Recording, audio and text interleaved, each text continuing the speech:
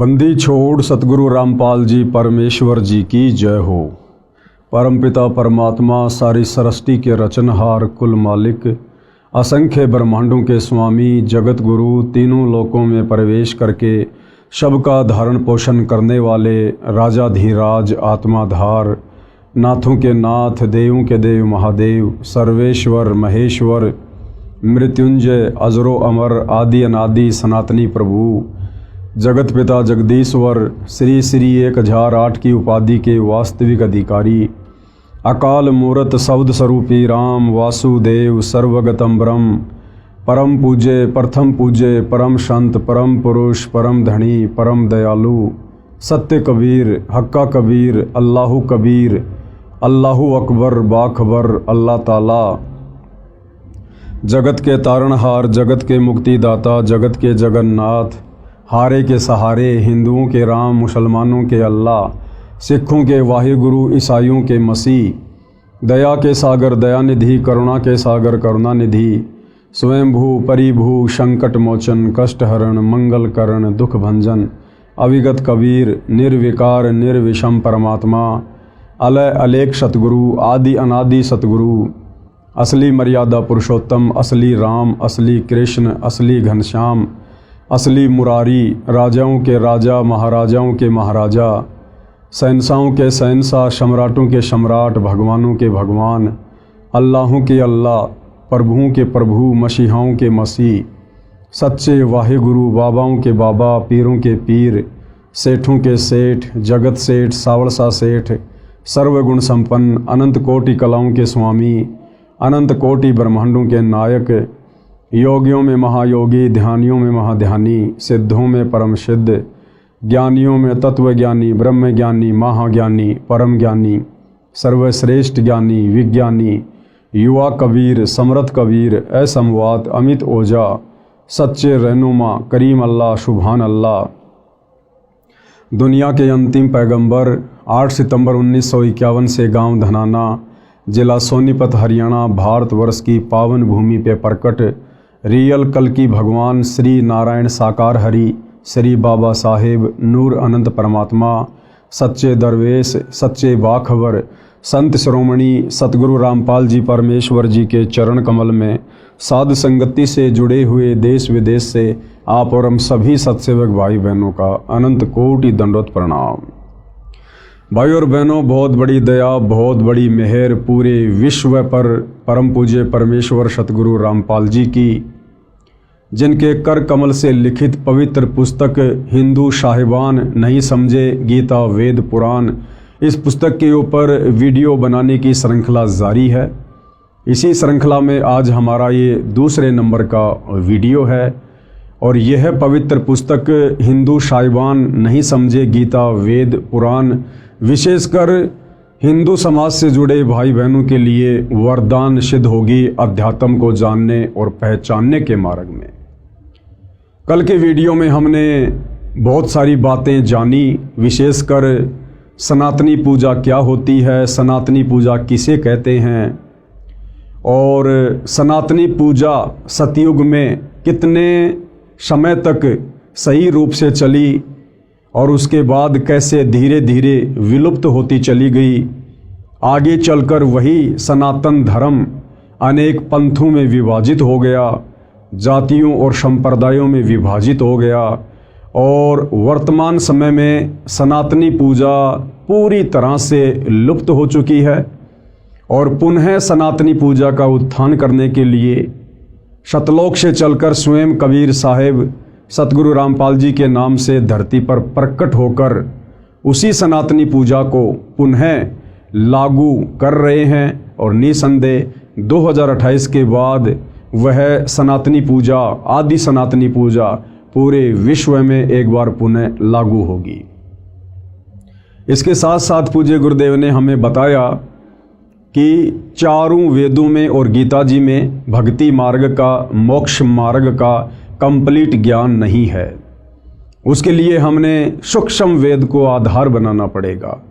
सूक्ष्म वेद यानी कबीर परमात्मा स्वयं पृथ्वी पर चलकर संत रूप में जब ज्ञान देते हैं उस ज्ञान को लिपिबद्ध कर लिया जाता है, जिसको कबीर वाणी के नाम से भी जाना जाता है। तो 650 साल पहले कबीर परमात्मा सतलोक से चलकर बनारस के काशी शहर में प्रकट हुए थे। 120 वर्ष तक उन्होंने हम आत्माओं को ज्ञान दिया, तत्व ज्ञान दिया। आगे चलकर एक अच्छी आत्मा आदरणीय धर्मदास जी के माध्यम से उस ज्ञान को कबीर सागर नामक पुस्तक में लिपिबद्ध कर लिया गया, जिसको 5वां वेद सूक्ष्म वेद कहते हैं। लेकिन आगे चलकर धीरे धीरे काल प्रेरणा से, काल के द्वारा भेजे गए संतों ने उस कबीर सागर के ज्ञान में भी मिलावट करनी शुरू कर दी, जिस कारण से कबीर परमेश्वर को पुनः आज से लगभग 300 वर्ष पहले गांव छुडानी, जिला झज्जर, हरियाणा में आदरणीय गरीबदास जी के रूप में प्रकट होना पड़ा। एक सांसारिक जीवन उन्होंने जिया। हालांकि परमात्मा कभी किसी माँ के गर्भ से जन्म लेकर नहीं आता है, लेकिन समर्थ उसको कहते हैं जो कुछ भी लीला कर सकता है। तो हम जीव आत्माओं की चरम दृष्टि को धोखा देते हुए कबीर परमेश्वर स्वयं गरीबदास जी के रूप में प्रकट हुए। उन्होंने एक मुँह बोली माँ बनाई, एक मुँह बोला पिता बनाया, और इस अध्यात्म को पुनः उन्होंने जीवित किया। और अंत में सतलोक जाने से पूर्व उन्होंने 24,000 वाणियों से युक्त एक नए सूक्ष्म वेद सदग्रंथ साहिब की रचना करवाई, जिस सूक्ष्म वेद को आधार बनाकर आज सतगुरु रामपाल जी हम आत्माओं को वह ज्ञान समझा रहे हैं। तो आज की वीडियो में भाई और बहनों हम शुरुआत करेंगे कि आदरणीय गरीबदास जी कौन थे और गरीबदास जी ने जो ज्ञान दिया है उस परमेश्वर के विषय में कि वो परमात्मा कौन है, कैसा है, कहाँ रहता है, कैसे मिलता है। तो इसका प्रमाण हमारे वेदों में, गीता जी में कहाँ कहाँ है। आज हम इन सभी बातों को ध्यानपूर्वक सुनेंगे। तो चलिए शुरू करते हैं गुरुदेव भगवान के आशीर्वाद से। संत गरीबदास जी को 10 वर्ष की आयु में परमात्मा सर्वोपरि लोक सनातन परम धाम यानी सतलोक से आकर गांव छुडानी, जिला झज्जर, हरियाणा में मिले थे। उनकी आत्मा को ऊपर ले गए जहां परमात्मा रहता है। जिस प्रकार कबीर जी 650 साल पहले बेई नदी पर सिख धर्म के प्रवर्तक आदरणीय नानक जी को मिले और नानक जी की आत्मा को शरीर से निकालकर सतलोक लेकर गए, सचखंड लेकर गए, उन्हें सब कुछ दिखाया, सृष्टि रचना से परिचित करवाया, ब्रह्मा विष्णु महेश के लोक दिखाए, 33 करोड़ देवी देवता दिखाए, पूरी सृष्टि का मैनेजमेंट किस प्रकार से चलता है, उन्हें हर प्रकार की बातों से परिचित करवाकर तीसरे दिन वापस उनके शरीर में बेई नदी के पास छोड़ा। ठीक इसी प्रकार वही कबीर परमात्मा अपना डबल रोल करते हुए आप और हम आत्माओं को अध्यात्म ज्ञान समझाते हुए पहले तो गरीबदास जी के रूप में धरती पर शिशु रूप में प्रकट हो जाते हैं, और जब गरीबदास जी के रूप में कबीर परमात्मा 10 वर्ष के होते हैं, उसके बाद अपने दूसरे रूप में जिंदा बाबा वाले रूप में गरीबदास जी को मिलते हैं और सांसारिक लोक दिखावे में गरीबदास जी की आत्मा को निकाल कर सतलोक लेकर जाते हैं। और नानक जी की तरह उन्हें भी हर प्रकार की बातों से, सृष्टि रचना से, देवी देवताओं की स्तुति से, सर्व ब्रह्मांडों से धर्मराज के दरबार में ले जाकर सब कुछ दिखाकर कंप्लीट अध्यात्म ज्ञान उन्हें देते हैं, उनका ज्ञान योग खोलते हैं और वापस गरीबदास जी को उसी शरीर में छोड़ देते हैं। उसके बाद गरीबदास जी ने 24,000 वाणियों युक्त सदग्रंथ साहिब की रचना की। उनकी आत्मा को ऊपर ले गए जहां परमात्मा रहता है। अब वो परमात्मा कहाँ रहता है, कौन है वो परमात्मा, कैसा है वो परमात्मा, इसका जिक्र, इसका वर्णन वेदों में कहाँ कहाँ है। प्रमाण ऋग्वेद मंडल 9 सूक्त 54 मंत्र 3 में कहा है कि परमेश्वर सबसे ऊपर के लोक में विराजमान है। परमेश्वर यानी परम अक्षर ब्रह्म, सत्य पुरुष, कबीर देव सबसे ऊपर के लोक में विराजमान है।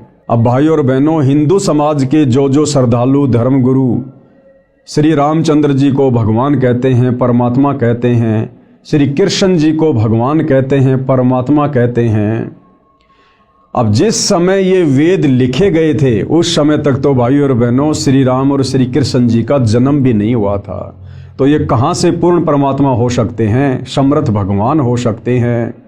क्योंकि वेद सतयुग में मनु को मिले थे, मनु ने फिर आगे ऋषियों को दिया, फिर आगे आम समाज में ये ज्ञान उतारा गया।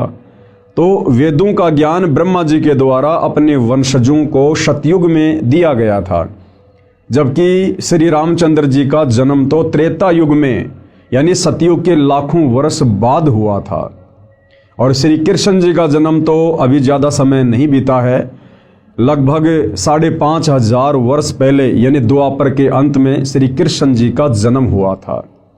तो वेदों में जिस पूर्ण ब्रह्म परमात्मा का जिक्र है वो परमात्मा कौन है? वो है असल में आदि राम, सबसे पहले वाला राम। वो है वास्तव में परमात्मा, परम अक्षर ब्रह्म। ऋग्वेद मंडल 9 सूक्त 54 मंत्र 3 में कहा है कि परमेश्वर सबसे ऊपर के लोक में विराजमान है। प्रमाण के लिए देखें ये फोटोकॉपी इस मंत्र की, जिसका अनुवाद आर्य समाज के अनुवादकों ने किया है। इसके प्रकाशक तिलकराज आर्य, अध्यक्ष आर्य प्रकाशन 814, कुंडेवालान अजमेरी गेट दिल्ली है, तथा मुद्रक अजय प्रिंटर्स शाहदरा दिल्ली है।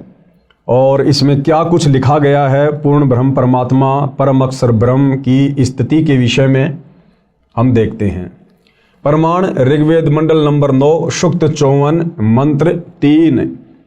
ये मंत्र आपके सामने है, आप इसको देख सकते हैं, पढ़ सकते हैं। इसका वास्तविक अनुवाद सतगुरु रामपाल जी ने किया है, जो इस प्रकार से है। विवेचन में हम पढ़ते हैं परमेश्वर ने क्या लिखा है, किस प्रकार समझाया है। विवेचन ऋग्वेद मंडल 9 सूक्त 54 मंत्र 3 की फोटोकॉपी में आप देखें, इसका अनुवाद आर्य समाज के विद्वानों ने किया है। यानी समाज को ये भ्रमणा ना हो कि भाई कहीं संत रामपाल जी ने अपनी तरफ से तो वेदों के इन मंत्रों का अनुवाद नहीं कर दिया गया है। इसलिए आप भाई बहनों की संतुष्टि के लिए, आपके विश्वास के लिए, आर्य समाज के जिन विद्वानों को आप जी संस्कृत के प्रकांड ज्ञाता मानते हैं, वेदों के मर्मज्ञ मानते हैं, उन्हीं के द्वारा अनुवादित वेदों की फोटोकॉपी आपको दिखाई गई है, ताकि आपको कोई शंका ना रहे है कि परमेश्वर के विषय में उन विद्वानों ने क्या कुछ लिखा है। उनके अनुवाद में भी स्पष्ट है कि वह परमात्मा भुवनोपरि यानी संपूर्ण ब्रह्मांडों के ऊर्ध्व यानी ऊपर वाले, अर्थात ऊपर तिष्ठति यानी विराजमान है, ऊपर बैठा है, कि वो सबका परमात्मा जो तीनों लोकों में प्रवेश करके सबका धारण पोषण करता है, परम अक्षर ब्रह्म, वो तीनों लोकों से ऊपर यानी वो सतलोक में विराजमान है, सनातन परम धाम में विराजमान है वो परमात्मा। इसका यथार्थ अनुवाद इस प्रकार है। अयम यानी यह, सोम यानी देव, चंद्रमा जैसा शीतल अमर परमेश्वर, सूर्य है, सूर्य के नए यानी समान, विश्वानी यानी सर्व को यानी सभी को, पुनान यानी पवित्र करता हुआ, भुवनोपरि अर्थात सर्व ब्रह्मांडों के ऊर्ध्व अर्थात ऊपर, तिष्ठति यानी बैठा है। अब भावार्थ में हम इसको अच्छे से समझेंगे। भावार्थ में पूज्य गुरुदेव भगवान ने हमें किस प्रकार से समझाया है। भावार्थ, जैसे सूर्य ऊपर है, क्या कह रहे हैं गुरुदेव भगवान, जैसे सूर्य ऊपर है और अपना प्रकाश तथा उष्णता से सर्व को लाभ दे रहा है। हम सबको पता है कि सूर्य पृथ्वी से करोड़ों किलोमीटर दूर स्थित है, लेकिन सूर्य वहां होते हुए भी पूरी पृथ्वी पर समान रूप से प्रकाश और अपनी उष्णता दे रहा है। इसी प्रकार वो परम अक्षर ब्रह्म, सत्य पुरुष कबीर परमात्मा सबसे ऊपर के लोक में, सनातन परम धाम में, सतलोक में, सचखंड में बैठकर भी अपनी शक्ति से वो परमेश्वर सबका पालन पोषण करता है, सबके कार्य उनके कर्मानुसार सिद्ध करता है। जैसे सूर्य ऊपर है और अपना प्रकाश तथा उष्णता से सभी को लाभ दे रहा है, इसी प्रकार यह अमर परमेश्वर, अमर यानी जिसका कभी विनाश नहीं होता है, कबीर परमेश्वर कभी विनाश में नहीं आते, वे अकाल मूर्त हैं, काल उनको नष्ट नहीं कर सकता। इसी प्रकार यह अमर परमेश्वर जिसका ऊपर के मंत्र में वर्णन किया है, सभी ब्रह्मांडों के ऊपर बैठा है। कबीर परमेश्वर जी ने संत गरीबदास जी को उसी परमेश्वर ने ऊपर ले जाकर पुनः पृथ्वी पर छोड़ा था। उनको मरा हुआ जानकर अंतिम संस्कार के लिए चिता पर रख दिया गया था। ये गरीबदास जी के विषय में एक लंबी कहानी है कि किस प्रकार से गरीबदास जी को मरा हुआ जानकर जब उनकी आत्मा को शरीर से निकालकर जिंदा बाबा के रूप में कबीर परमात्मा सतलोक लेकर गए थे, तो पीछे से गांव वालों ने सोचा कि गरीबदास जी मर चुका है और उनको मरा हुआ जानकर उनके शरीर को चिता पर लेटा दिया था। उसी समय सतलोक में बैठे परमात्मा ने कहा कि गरीबदास देख, तेरे शरीर को मरा हुआ जानकर तुझे जलाने जा रहे हैं बेटा, वो तेरे शरीर को नष्ट कर देंगे, अब तू तुरंत नीचे जा। और कबीर परमात्मा ने सेकंडों में सतलोक से, जिस सतलोक की दूरी पाताल लोक से 16 शंख कोश है, एक सेकंड के अंदर कबीर परमेश्वर ने अपनी शक्ति से गरीबदास जी के शरीर में वापस आत्मा प्रवेश करवा दी। उनको मृतक जानकर अंतिम संस्कार के लिए चिता पर रख दिया था। अचानक जीवित हो गया। फिर 51 वर्ष जीवित रहे, कुल 61 वर्ष जीवित रहे। उनको परमात्मा ने संपूर्ण अध्यात्म ज्ञान यानी तत्व ज्ञान यानी सूक्ष्म वेद यानी 5वां वेद, जो ज्ञान देने के लिए परमात्मा सतलोक से आते हैं, जो मुक्ति का ज्ञान चारों वेदों में नहीं है, गीता जी में नहीं है, वो 5वां वेद सूक्ष्म वेद जिसको तत्व ज्ञान कहते हैं, वो सारा का सारा ज्ञान परमात्मा ने आदरणीय गरीबदास जी के हृदय में प्रवेश कर दिया था और उनका ज्ञान योग खोल दिया था। उनका ज्ञान योग खोल दिया। उसके पश्चात संत गरीबदास जी ने बताया कि कुल का मालिक एक है। भाइयों और बहनों, जिस प्रकार से परमात्मा ने वेद व्यास जी का ज्ञान योग खोल दिया था और वेद व्यास जी ने पहले के युगों में घटित घटनाओं का चित्रण ज्यों का त्यों 18 पुराणों में, गीता जी में, वेदों में और बहुत सारे ग्रंथ लिखकर उन्होंने किया, इसी प्रकार पूर्ण ब्रह्म परमात्मा अक्षर पुरुष कबीर देव ने आदरणीय गरीबदास जी का भी ज्ञान योग खोल दिया था। और आदरणीय गरीबदास जी आज से पहले का और आगे होने वाली घटनाओं का सब कुछ वो जान सकते थे और देख सकते थे। संत गरीबदास जी ने बताया कि कुल का मालिक एक है, क्योंकि गरीबदास जी भाइयों और बहनों कबीर परमात्मा के साथ जाकर पूरी सृष्टि के ज्ञान से परिचित हो चुके थे। सतलोक जाने के बाद परमात्मा ने उनको नीचे ब्रह्मा जी का लोक दिखाया, विष्णु जी का लोक दिखाया, क्योंकि सतलोक जाने के बाद आत्मा की हृदय वाली आंखें खुल जाती है, दिव्य दृष्टि खुल जाती है। सतलोक में बैठे बैठे ये जीव यहाँ का सब कुछ बिल्कुल स्पष्ट रूप से देख सकते हैं, जिस प्रकार हम दूरबीन से बहुत दूर की वस्तु भी साफ साफ देख सकते हैं। तो सतलोक में बैठे बैठे गरीबदास जी ने नीचे के सारे ब्रह्मांडों को देखा, ब्रह्मा विष्णु महेश के लोक को देखा, दुर्गा के लोक के देखा, काल का 21वां ब्रह्मांड देखा जहाँ पर वो बैठा हुआ रहता है और जीव आत्माओं को तपस्या पर भून भून के खाता है। ये सारा ज्ञान आदरणीय गरीबदास जी को कबीर परमेश्वर ने दिया। उस आधार से गरीबदास जी कह रहे हैं। उसके पश्चात संत गरीबदास जी ने बताया कि कुल का मालिक एक है, यानी सबसे सर्वोपरि परमात्मा एक ही है, सबसे सर्वशक्तिमान परमात्मा एक ही है, पूरी सृष्टि का धारण पोषण करने वाला, सभी जीवात्माओं को अपनी शक्ति से चलाने वाला, सारे ब्रह्मांडों का संचालन करने वाला वो परमात्मा केवल एक ही है, कबीर परमात्मा, परम अक्षर ब्रह्म, सत्य पुरुष। वह परम अक्षर ब्रह्म यानी सत्य पुरुष है।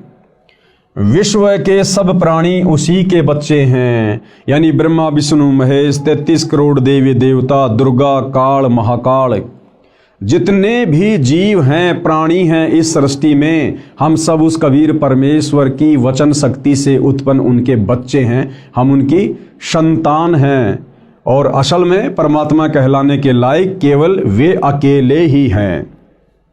विश्व के सब प्राणी उसी के बच्चे हैं। वर्तमान के धर्म गुरुओं ने धर्म की दीवारें भ्रम के कारण खड़ी कर दी हैं।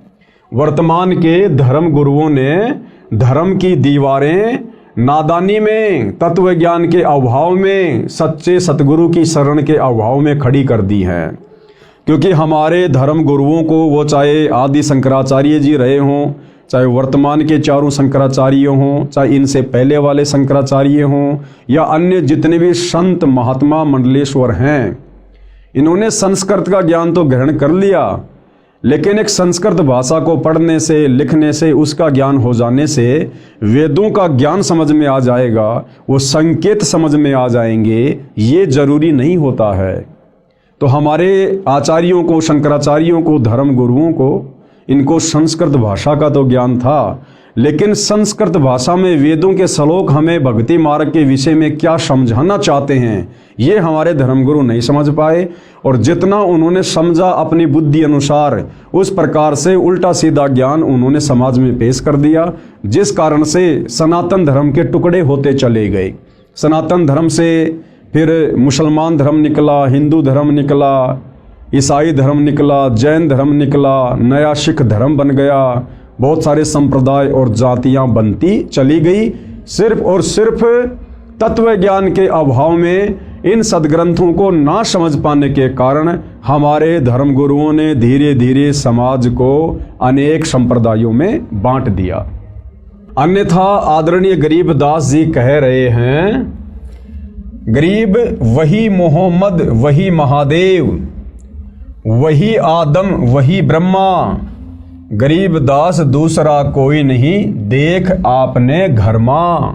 क्या कह रहे हैं गरीबदास जी? हम सभी आत्माओं को समझाते हुए, जो आपस में धर्मों में बढ़ चुके हैं, कोई हिंदू बन गया, कोई मुसलमान बन गया, कोई सिख बन गया, कोई ईसाई बन गया, तो जब गरीबदास जी परमपिता परमात्मा कबीर जी के साथ सतलोक गए थे और उन्होंने जब सब कुछ देखा, उसके बाद गरीबदास जी ने वापस आकर अपनी अमृतवाणी में कहा है कि भाई और बहनों, ना तो मुसलमान अलग है, ना मुसलमान धर्म के प्रवर्तक अलग हैं, ना हिंदू धर्म अलग हैं, ना हिंदू धर्म के देवी देवता अलग हैं। और क्या कहा? गरीब वही मोहम्मद और वही महादेव। गरीबदास जी कह रहे हैं कि मुसलमान धर्म के प्रवर्तक हजरत मोहम्मद, ये कौन थे, ये कहाँ से आए थे? कह रहे हैं कि ये शंकर जी के गण थे।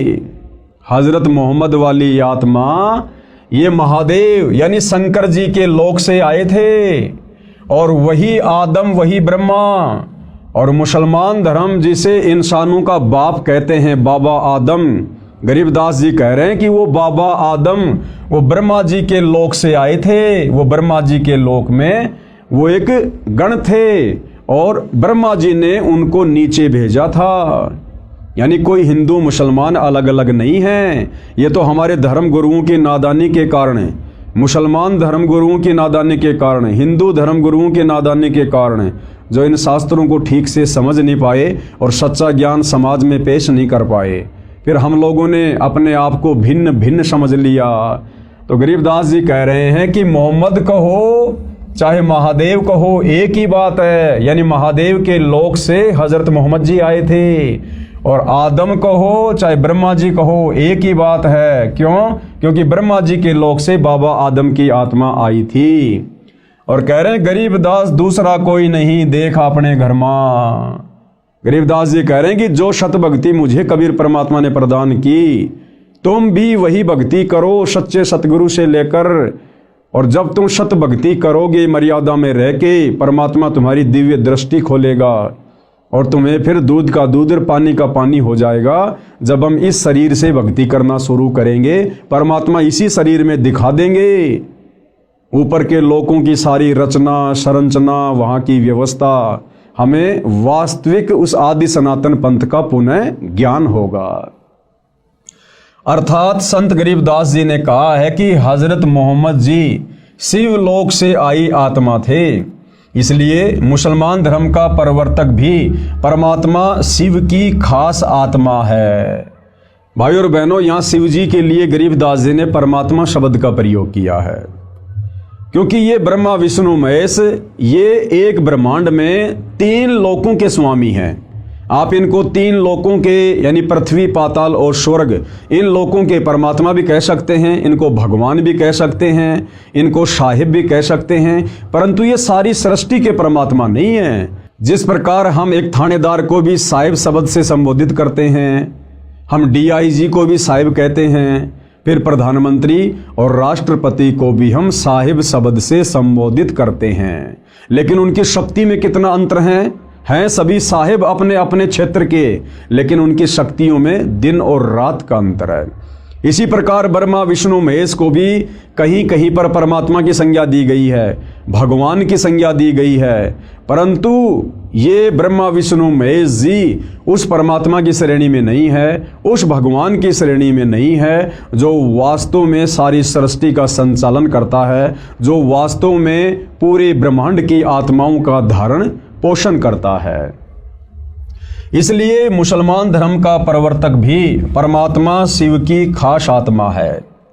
बाबा आदम के विषय में कहा जाता है कि ये ब्रह्मा जी के लोक से नीचे आए थे, इसलिए ब्रह्मा जी व आदम जी का मूल निवास स्थान एक ही है।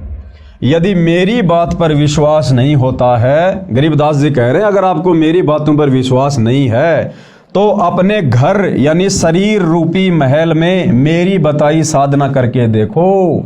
गरीबदास जी कह रहे हैं कि भैया मैं जो साधना तुम्हें बता रहा हूं कबीर परमात्मा के द्वारा बताई गई, आप भी उसी साधना को मर्यादा में रह के करो, आपको भी स्पष्ट रूप से दिखाई देगा और आपकी सारी संशय समाप्त हो जाएंगी, आपकी दिव्य दृष्टि खुल जाएगी, यानी अध्यात्म को समझने की दृष्टि परमात्मा के आशीर्वाद से खुल जाएगी।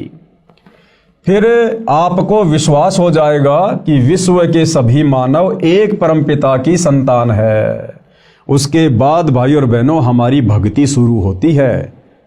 यदि हम धर्मों में बटे रहेंगे, जातियों में बटे रहेंगे, वर्णों में बटे रहेंगे और एक दूसरे को अपना शत्रु दुश्मन मानकर अगर हम इस दृष्टिकोण से चलने की कोशिश करेंगे तो हम भक्ति मार्ग पर कभी भी सफल नहीं हो सकते।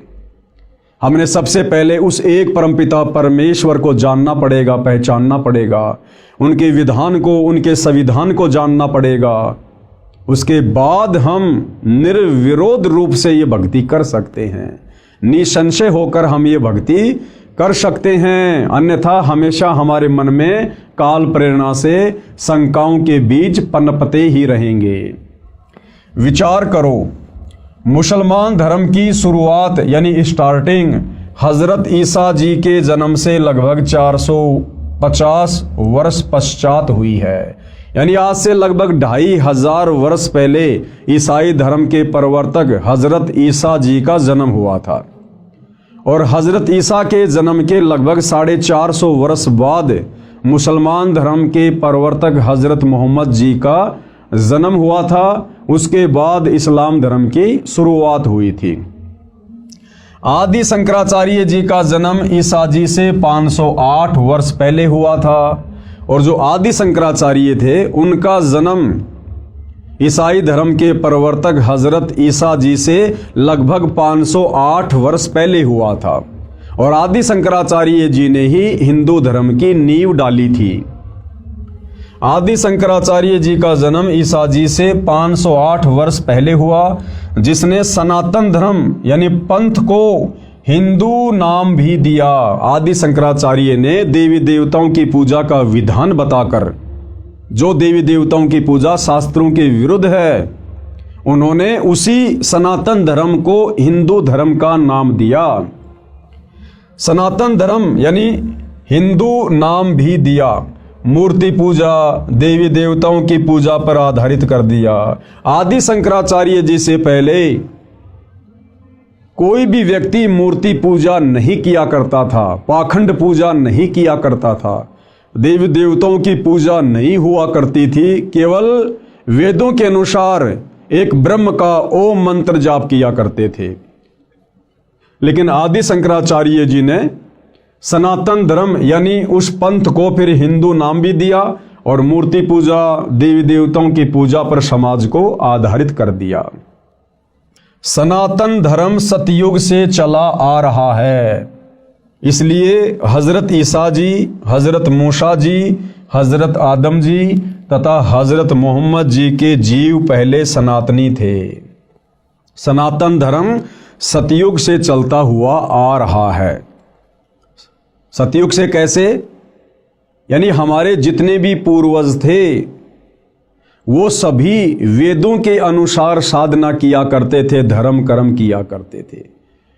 और जो व्यक्ति वेदों के अनुसार साधना करते हैं उनको सनातनी कहते हैं, सनातनी। तो ये जो सनातनी पूजा है ये सतयुग से चलती हुई आ रही थी। और हजरत मोहम्मद जी, हजरत ईसा जी, आदि शंकराचार्य जी, बाबा आदम जी, इन सभी जीवों की आत्माएं पहले के युगों में भी थी, क्योंकि जब तक हमारा पूर्णतया मोक्ष नहीं हो जाता है तब तक आत्मा शरीर धारण करती रहती है, कभी मनुष्य का तो कभी 84 लाख योनियों में पशु और पक्षियों का। तो गुरुदेव भगवान कहना ये चाह रहे हैं कि नादान आत्माओं, ये सनातनी पूजा, ये सनातन धर्म सतयुग से चलता हुआ आ रहा है। और इस सनातन धर्म के टुकड़े हुए आदि शंकराचार्य के बाद लगभग आज से 3200 साल पहले आदि शंकराचार्य जी का जन्म हुआ। उसके बाद हिंदू धर्म बना, उसके बाद ईसाई धर्म बना, उसके बाद मुसलमान धर्म बना, उसके बाद जैन और सिख धर्म बना। लेकिन आज से 3200 साल पहले यदि हम नजर डालें तो केवल सनातनी पूजा हुआ करती थी, वेदों के अनुसार साधना हुआ करती थी। और 3200 साल पहले ना कोई हिंदू धर्म था, ना कोई मुसलमान धर्म था, ना कोई सिख था, ना कोई ईसाई था, ना कोई जैनी, ना कोई यहूदी, ना कोई मंगोली। तो विचार करने की बात यह है कि जो लोग ईसा को अपना इष्ट मानते हैं, अपना रब्बी मानते हैं, अपना गुरु मानते हैं और ईसा मसीह के पद चिन्हों पर चल रहे हैं, उन लोगों को विचार करना चाहिए कि आज से 3200 साल पहले यानी ईसा जी के जन्म से 508 वर्ष पहले भाई ईसाई धर्म का कहीं कोई नामो निशान भी नहीं था। और ईसा जी के उससे पहले भी मनुष्य जन्म होते हुए आ रहे हैं सतयुग से। तो आज से पहले ईसा जी कौन थे? सनातनी थे। इसी प्रकार मुसलमान धर्म के लोग हजरत मोहम्मद जी को अपने धर्म का प्रवर्तक मानते हैं।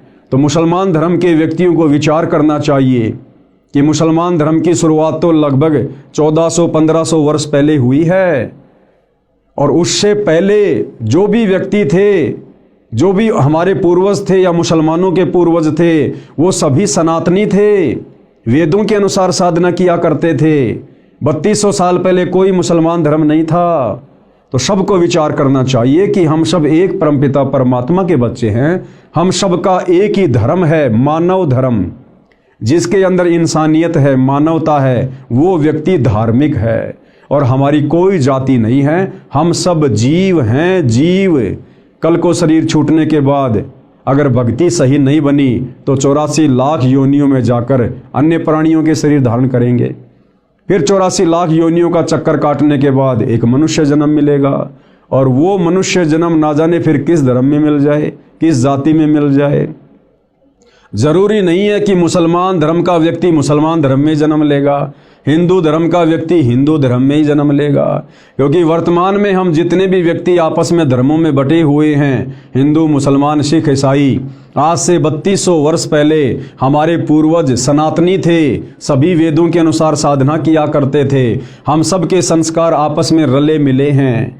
तो भाइयों और बहनों, हमने इस सत्य आध्यात्मिक ज्ञान को समझकर, पहचान कर, इतिहास में नज़र डालकर, उसके बाद आप और हमने सतगुरु रामपाल जी से सत उपदेश लेकर ये सत भक्ति शुरू करनी चाहिए। जिस सत भक्ति के करने से हमारी आत्मा का कल्याण होगा।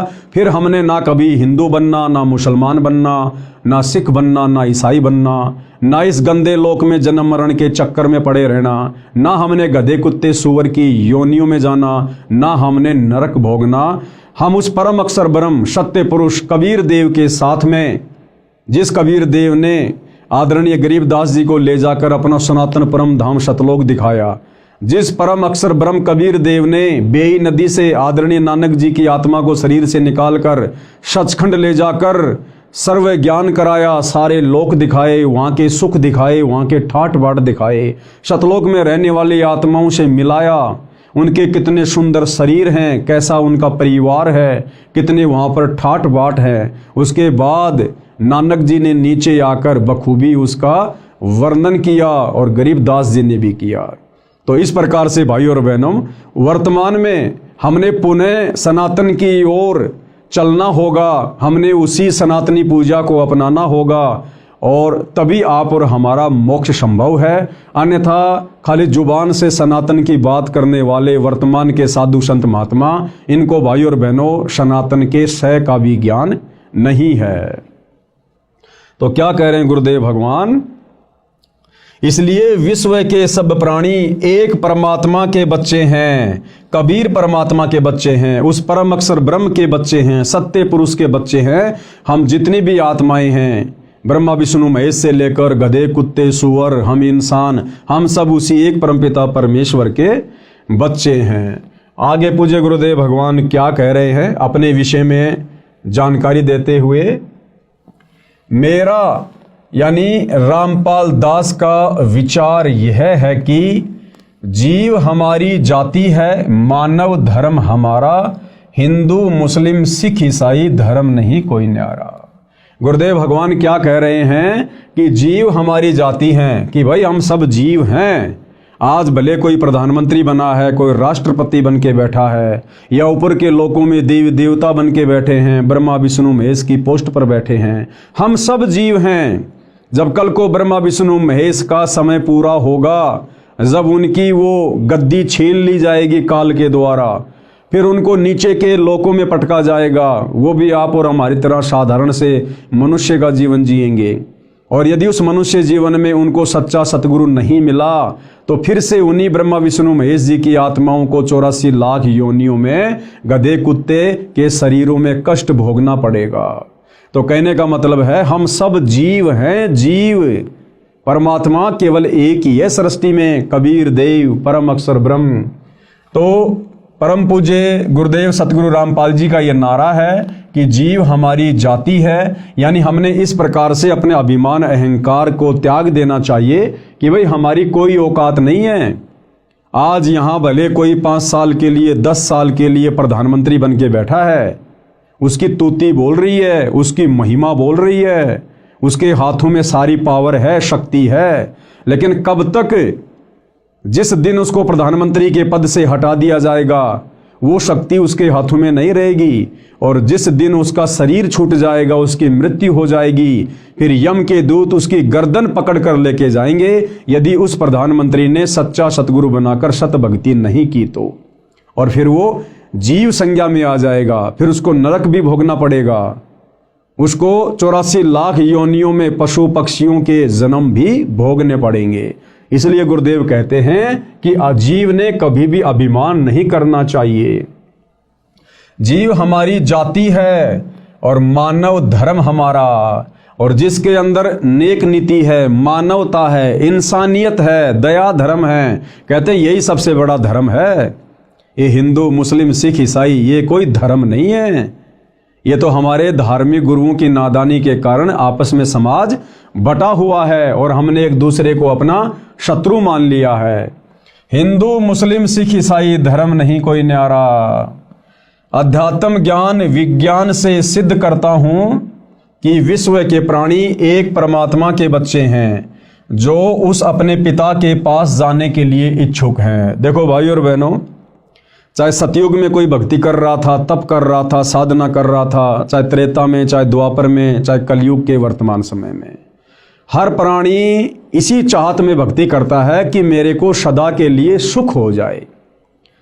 भाई और बहनों, हम देखते हैं बहुत सारी सीरियल में, बहुत सारी धार्मिक पुस्तकों में कि भाई हिरण्यकश्यप ने ब्रह्मा जी की साधना की, भस्मासुर ने शंकर जी की साधना की, विश्वामित्र जी ने साधना की, अन्य बड़े बड़े तपस्वियों ने साधना की, और उन्होंने ब्रह्मा जी को प्रसन्न किया, किसी ने विष्णु जी को, किसी ने शंकर जी को, किसी ने माता जी को।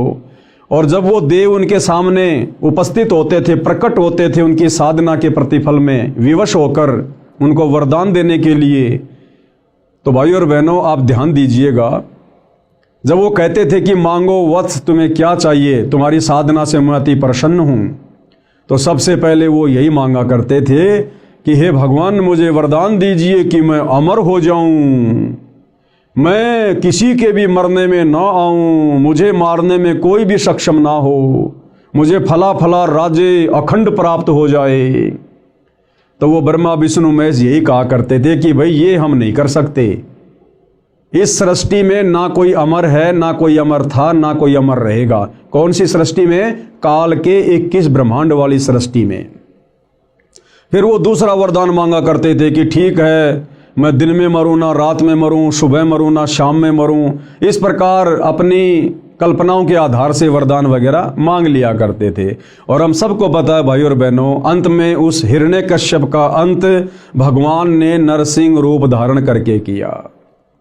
तो इसी प्रकार से भाई और बहनों, जो भी साधु संत महात्मा या आम प्राणी भक्ति साधना करते हैं, उस साधना के प्रतिफल में उनकी यही इच्छा होती है कि मुझे सदा सदा का सुख हो जाए, मेरी कभी मृत्यु ना हो। लेकिन भाई इस 21 ब्रह्मांड में, इन 3 लोकों में, इस काल के लोक में हम चाहे कितनी साधना कर लें, यहाँ की उत्तम साधना है काल की, ब्रह्म की, जो गीता अध्याय 8 श्लोक नंबर 13 में वर्णन है कि ओम इति एक अक्षर ब्रह्म व्यवहारण माम अनुशमरण ये प्रयाति तजन देहम सयाति परमाम गतम। गीता का ज्ञान देने वाला भगवान ये ब्रह्म कह रहा है कि भाई मैं तो ब्रह्म लोक में रहता हूं और मेरी साधना करने वाला ओम नाम के साथ में वो ब्रह्म लोक में आ जाता है। और गीता अध्याय 8 श्लोक नंबर 16 में फिर कह रहा है कि ब्रह्म लोक पर्यंत सर्व प्राणी पुनरावर्ती में हैं। यानी मेरे ब्रह्म लोक में आकर भी ये जीवात्मा अमर नहीं है, सदा का सुख नहीं भोग सकती, वहां से भी इसको नीचे जाना पड़ेगा। जब इसकी भक्ति कमाई समाप्त हो जाएगी, फिर ये लक 84 में जाएगा, गधा कुत्ता सुअर बनेगा, जन्मेगा, मरेगा। तो भाई और बहनों, वो परम शांति कहाँ मिलेगी? वो शाश्वत स्थान कहाँ है जहां जाने के बाद फिर कभी हमारी मृत्यु नहीं होती है, कभी हमसे वो सुख छीने नहीं जाते हैं? वो है सतलोक, सचखंड। तो क्या कह रहे हैं गुरुदेव भगवान कि विश्व के प्राणी एक परमात्मा के बच्चे हैं, यानी कबीर परमात्मा के, परम अक्षर ब्रह्म के, जो उस अपने पिता के पास जाने के इच्छुक हैं, उसी के पास जाने के लिए भिन्न भिन्न भक्ति के उपाय कर रहे हैं। कोई मंदिर में जाता है, कोई मस्जिद में जाता है, कोई चर्च में, कोई गुरुद्वारे में। अब संत गरीबदास जी की वाणी के आधार से विश्व के मानव की एकता को जानते हैं। संत गरीबदास जी की उपरोक्त वाणी का भावार्थ है कि विश्व के सब मानव, स्त्री या पुरुष, शरीर की संरचना एक समान है। यानी विश्व में जितने भी मानव शरीरधारी प्राणी हैं, स्त्री या पुरुष या किन्नर, तो गुरुदेव भगवान कह रहे हैं कि सबके शरीर की रचना एक समान है। हिंदू का भी नाक यही मिलेगा, मुसलमान का भी यही मिलेगा। हिंदू की भी 2 आंखें हैं, मुसलमानों की भी 2 आंखें हैं। हिंदू का शरीर भी एक समान है, मुसलमान का शरीर भी एक समान है। हिंदुओं की माता बहनों की शरीर की रचना भी एक जैसी है, मुसलमानों की माता बहनों की शरीर की रचना भी एक जैसी है। और हिंदुओं के शरीर में भी देवी देवताओं का वास है, कमल चक्र बने हुए हैं। मुसलमानों के शरीर में भी देवी देवताओं का वास है, कमल चक्र बने हुए हैं। सबके शरीर की रचना एक समान है। फिर भला हम अलग अलग कैसे हुए? हम सबको उत्पन्न करने वाला, बनाने वाला एक ही परमात्मा है। हम एक ही परमेश्वर की संतान हैं। भले वर्तमान में अज्ञानता के कारण हम उसे भिन्न भिन्न नामों से जानते हैं। जैसे कोई कहे मारो राम बड़ो है, कोई कहे खुदाई रे, कोई कहे ईसा मसीह बड़ो है, ये बाटा रहे लगाई रे। मुसलमान कहते हैं हमारा अल्लाह बड़ा है, हिंदू कहते हैं हमारा राम बड़ा है, ईसाई कहते हैं हमारा ईसा मसीह बड़ा है। कहते हैं हम तो नादान बच्चों की तरह अपने एक परमपिता परमेश्वर को आपस में बांटे हुए हैं, असल में वो एक ही है। संत गरीबदास जी की उपरोक्त वाणी का भावार्थ है कि विश्व के सब मानव, स्त्री पुरुष के शरीर की रचना एक समान है। प्रत्येक मानव, स्त्री पुरुष के शरीर में कमल दल यानी कमल चक्र बने हैं। मानव शरीर में ही मोक्ष प्राप्त किया जा सकता है। मोक्ष प्राप्ति यानी उस लोक में जाने का एक ही मार्ग है। कौन से लोक में? सतलोक में जाने का एक ही मार्ग है, एक ही रास्ता है, एक ही भक्ति है, जिसमें परमात्मा यानी परम अक्षर ब्रह्म कबीर देव निवास करता है। वह स्थान वह परम पद है जिसके विषय में गीता अध्याय 15 श्लोक 4 में वर्णन है। कहा है कि तत्व ज्ञान प्राप्त होने के पश्चात, यानी गीता अध्याय 4 श्लोक 34 में गीता का ज्ञान देने वाला भगवान जो अर्जुन को कह रहा था कि अर्जुन, अगर तुझे उस परम पद की खोज करनी है, तुझे यदि उस शाश्वत स्थान में जाना है, सदा सदा का सुख भोगना है, तो तू किसी तत्वदर्शी संत की खोज कर ले। उस तत्वदर्शी संत को प्रसन्न कर, उसको दंडवत कर, उसके बाद वो तत्वदर्शी संत तुझे तत्व ज्ञान का उपदेश करेगा। तो ये वही बात यहाँ कही जा रही है। गीता अध्याय 15 श्लोक 4 में कहा है कि तत्व ज्ञान प्राप्त होने के पश्चात परमेश्वर के उस परम पद की खोज करनी चाहिए। परमेश्वर कौन? कबीर जी, परम अक्षर ब्रह्म सत्य पुरुष। और उनका वो परम पद क्या है? सतलोक, सचखंड। कहते फिर उस सचखंड की खोज करनी चाहिए, जहां जाने के पश्चात साधक यानी भगत फिर लौटकर संसार में कभी नहीं आते। यानी उस तत्वदर्शी संत के बताए अनुसार साधना करके ये प्राणी फिर वापस जन्म मरण में इस लोक में नहीं रहता है, गधा कुत्ता सुअर नहीं बनता है, दुख नहीं भोगेगा सदा सदा के लिए। जैसे आदरणीय नानक जी सतलोक को देख कर आए थे, आदरणीय गरीबदास जी देख कर आए थे, और भी बहुत सारे महापुरुष देख कर आए थे, और उन्होंने वहाँ का बखूबी वर्णन किया।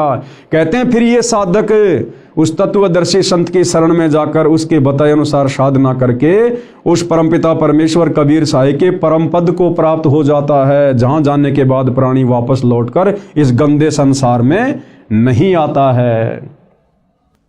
जहां जाने के पश्चात साधक यानी भगत फिर लौटकर संसार में कभी नहीं आते। जिस परमेश्वर से संसार रूप वृक्ष की प्रवृत्ति विस्तार को प्राप्त हुई है, यानी जिसने सृष्टि की उत्पत्ति की है, जो सबका धारण पोषण करने वाला है, उसकी भक्ति करो। जो ब्रह्मा विष्णु महेश का भी धारण पोषण करता है, 33 करोड़ देवी देवताओं का भी धारण पोषण करता है, सृष्टि के प्रत्येक प्राणी का धारण पोषण करता है। कहते हैं तत्वदर्शी संत को गुरु धारण करके उस परमेश्वर की भक्ति करो। तो भाइयों और बहनों, वो परमात्मा परम अक्षर ब्रह्म सत्य पुरुष कबीर देव स्वयं ही अपना ज्ञान बताने के लिए तत्वदर्शी संत की भूमिका करने के लिए पृथ्वी पर एक मनुष्य के रूप में प्रकट होता है, एक संत रूप में, सतगुरु रूप में। और निसंदेह वर्तमान में सतगुरु रामपाल जी पूरी पृथ्वी पर एकमात्र तत्वदर्शी संत हैं। तो सतगुरु रामपाल जी क्या परम शक्ति है, आप भली बात ही समझ सकते हैं। और वर्तमान में पूर्ण तत्वदर्शी संत सतगुरु रामपाल जी से उपदेश लेकर ही हम उस परम पद को, सतलोक को प्राप्त कर सकते हैं। दूसरा कोई साधन, कोई विकल्प कहीं भी आपको देखने और सुनने को नहीं मिलेगा। अब आगे गुरुदेव भगवान क्या कह रहे हैं। प्रमाण के लिए पेश है फोटोकॉपी गीता अध्याय 15 श्लोक 4 की, जिसके अनुवादक श्री जय दयाल गोविंदका जी हैं, प्रकाशक व मुद्रक गीता प्रेस गोरखपुर है। अब हम भाई बहनों को कैसे विश्वास हो कि उस परम पद के विषय में गीता जी में कहाँ लिखा हुआ है, क्योंकि आज से पहले तो हमारे किसी भी धर्म गुरु ने इस प्रकार से गीता जी को खोल खोल के, वेदों को खोल खोल के उनके श्लोक नहीं दिखाए, नहीं पढ़ाए। और आज से पहले हमारे पूर्वज अनपढ़ थे, उनको अक्षर ज्ञान नहीं था, उनको पढ़ने लिखने का भी अधिकार नहीं था। और जितने भी हमारे सदग्रंथ थे ये सारे के सारे संस्कृत भाषा में थे, जिस कारण से हमारे पूर्वज इनको समझ भी नहीं सकते थे। तो जैसा हमारे धर्म गुरुओं ने हमारे को धर्म के विषय में बताया, गीता जी के विषय में बताया, वेदों के अंदर क्या ज्ञान है हमें जैसा भी बता दिया गया, हमारे पूर्वजों ने सहर्ष स्वीकार कर लिया। लेकिन भाइयों और बहनों, आज सतगुरु रामपाल जी उंगली रख रख कर हमें इन समस्त धार्मिक ग्रंथों की गूढ़ सच्चाई से परिचित करवा रहे हैं। तो वर्तमान में धोखे की किसी प्रकार की कोई शंका नहीं होनी चाहिए। और बुद्धिमान समाज ने भी अपनी आंखों से इन समस्त प्रमाणों को देखकर, सबूतों को देखकर, जो हमारे ही धर्म की पवित्र पुस्तकों में वर्णित है, आप और हमने इस सच्चाई को फिर स्वीकार भी करना चाहिए अपनी आत्मा के कल्याण के लिए। तो गीता अध्याय 15 श्लोक 4 हमें क्या ज्ञान दे रहा है, ये गीता प्रेस गोरखपुर से प्रकाशित है और इसके अनुवादक जयदयाल गोविंदका जी हैं। और इसमें क्या कुछ लिखा है भाई और बहनों, हम ध्यान से इस श्लोक को पढ़ते हैं पूज्य गुरुदेव जी के आशीर्वाद से। तो भाई और बहनों, ये श्लोक लिखा हुआ है, आपकी आंखों के सामने है। यदि आपके पास में गीता जी है तो आप जी मिलान कर सकते हैं। जयदयाल गोविंदका जी ने संस्कृत के सामने हिंदी में अनुवाद किया है, आपकी आंखों के सामने है। उसके पश्चात उस परम पद रूप परमेश्वर को भली भांति खोजना चाहिए, जिसमें गए हुए पुरुष फिर लौटकर संसार में नहीं आते, और जिस परमेश्वर से इस पुरातन संसार वृक्ष की प्रवृत्ति विस्तार को प्राप्त हुई है, उसी आदि पुरुष नारायण के मैं शरण हूं। देखो भाई और बहनों, गीता जी का ज्ञान देने वाला भगवान, जिसको पूरा हिंदू समाज भगवान मान चुका था, परमात्मा मान चुका था, गीता का ज्ञान देने वाला भगवान अर्जुन से खुद कह रहा कि अर्जुन मैं भी उसी की शरण में हूं।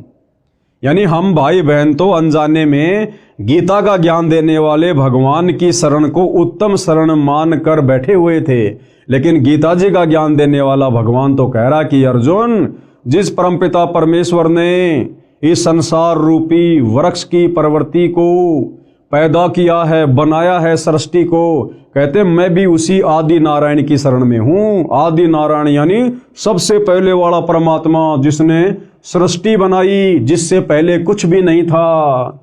कहते उसी आदि पुरुष नारायण के मैं शरण हूं। इस प्रकार दृढ़ निश्चय करके उस परमेश्वर का मनन और नित्य ध्यान करना चाहिए। यानी गीता का ज्ञान देने वाला भगवान भी उसी परमपिता परमात्मा अक्षर पुरुष सत्य पुरुष कबीर देव की भक्ति करने की सलाह दे रहा है। अब आगे क्या कुछ लिखा हुआ है भाई और बहनों, पढ़ते हैं पूज्य गुरुदेव जी के आशीर्वाद से।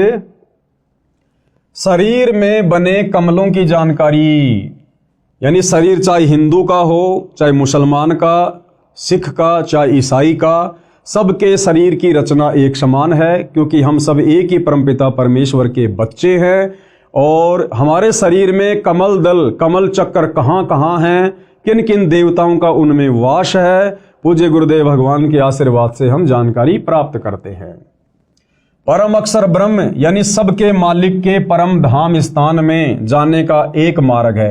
यानी सतलोक में जाने का केवल एक ही भक्ति मार्ग है, जो उस तत्वदर्शी संत के पास है, और वो तत्वदर्शी संत वर्तमान में धरती पर सतगुरु रामपाल जी हैं, जो मानव शरीर में बने कमल चक्रों से होकर गुजरता है। अन्य कोई मार्ग नहीं है। यानी सतगुरु रामपाल जी इस पूरे विश्व में एकमात्र हमें वो सत भक्ति प्रदान करने के लिए आए हैं, जिससे हमारे शरीर में बने कमल चक्र खुलेंगे, और इनके खुलने के बाद ही हमारी आत्मा अंतिम समय में जब शरीर छोड़ेगी तो उन्हीं कमल चक्रों में से होकर त्रिकुटी पर जाएगी, उस परम अक्षर ब्रह्म के परम धाम को जाएगी, सतलोक को जाएगी। दूसरा कोई मार्ग नहीं है, अन्य कोई मार्ग नहीं है। ये कमल चक्कर मानव शरीर में रीढ़ की हड्डी के साथ साथ अंदर की ओर स्थान स्थान पर बने हैं, जिनकी स्थिति समझने के लिए कृपया मानव चित्र को देखिएगा।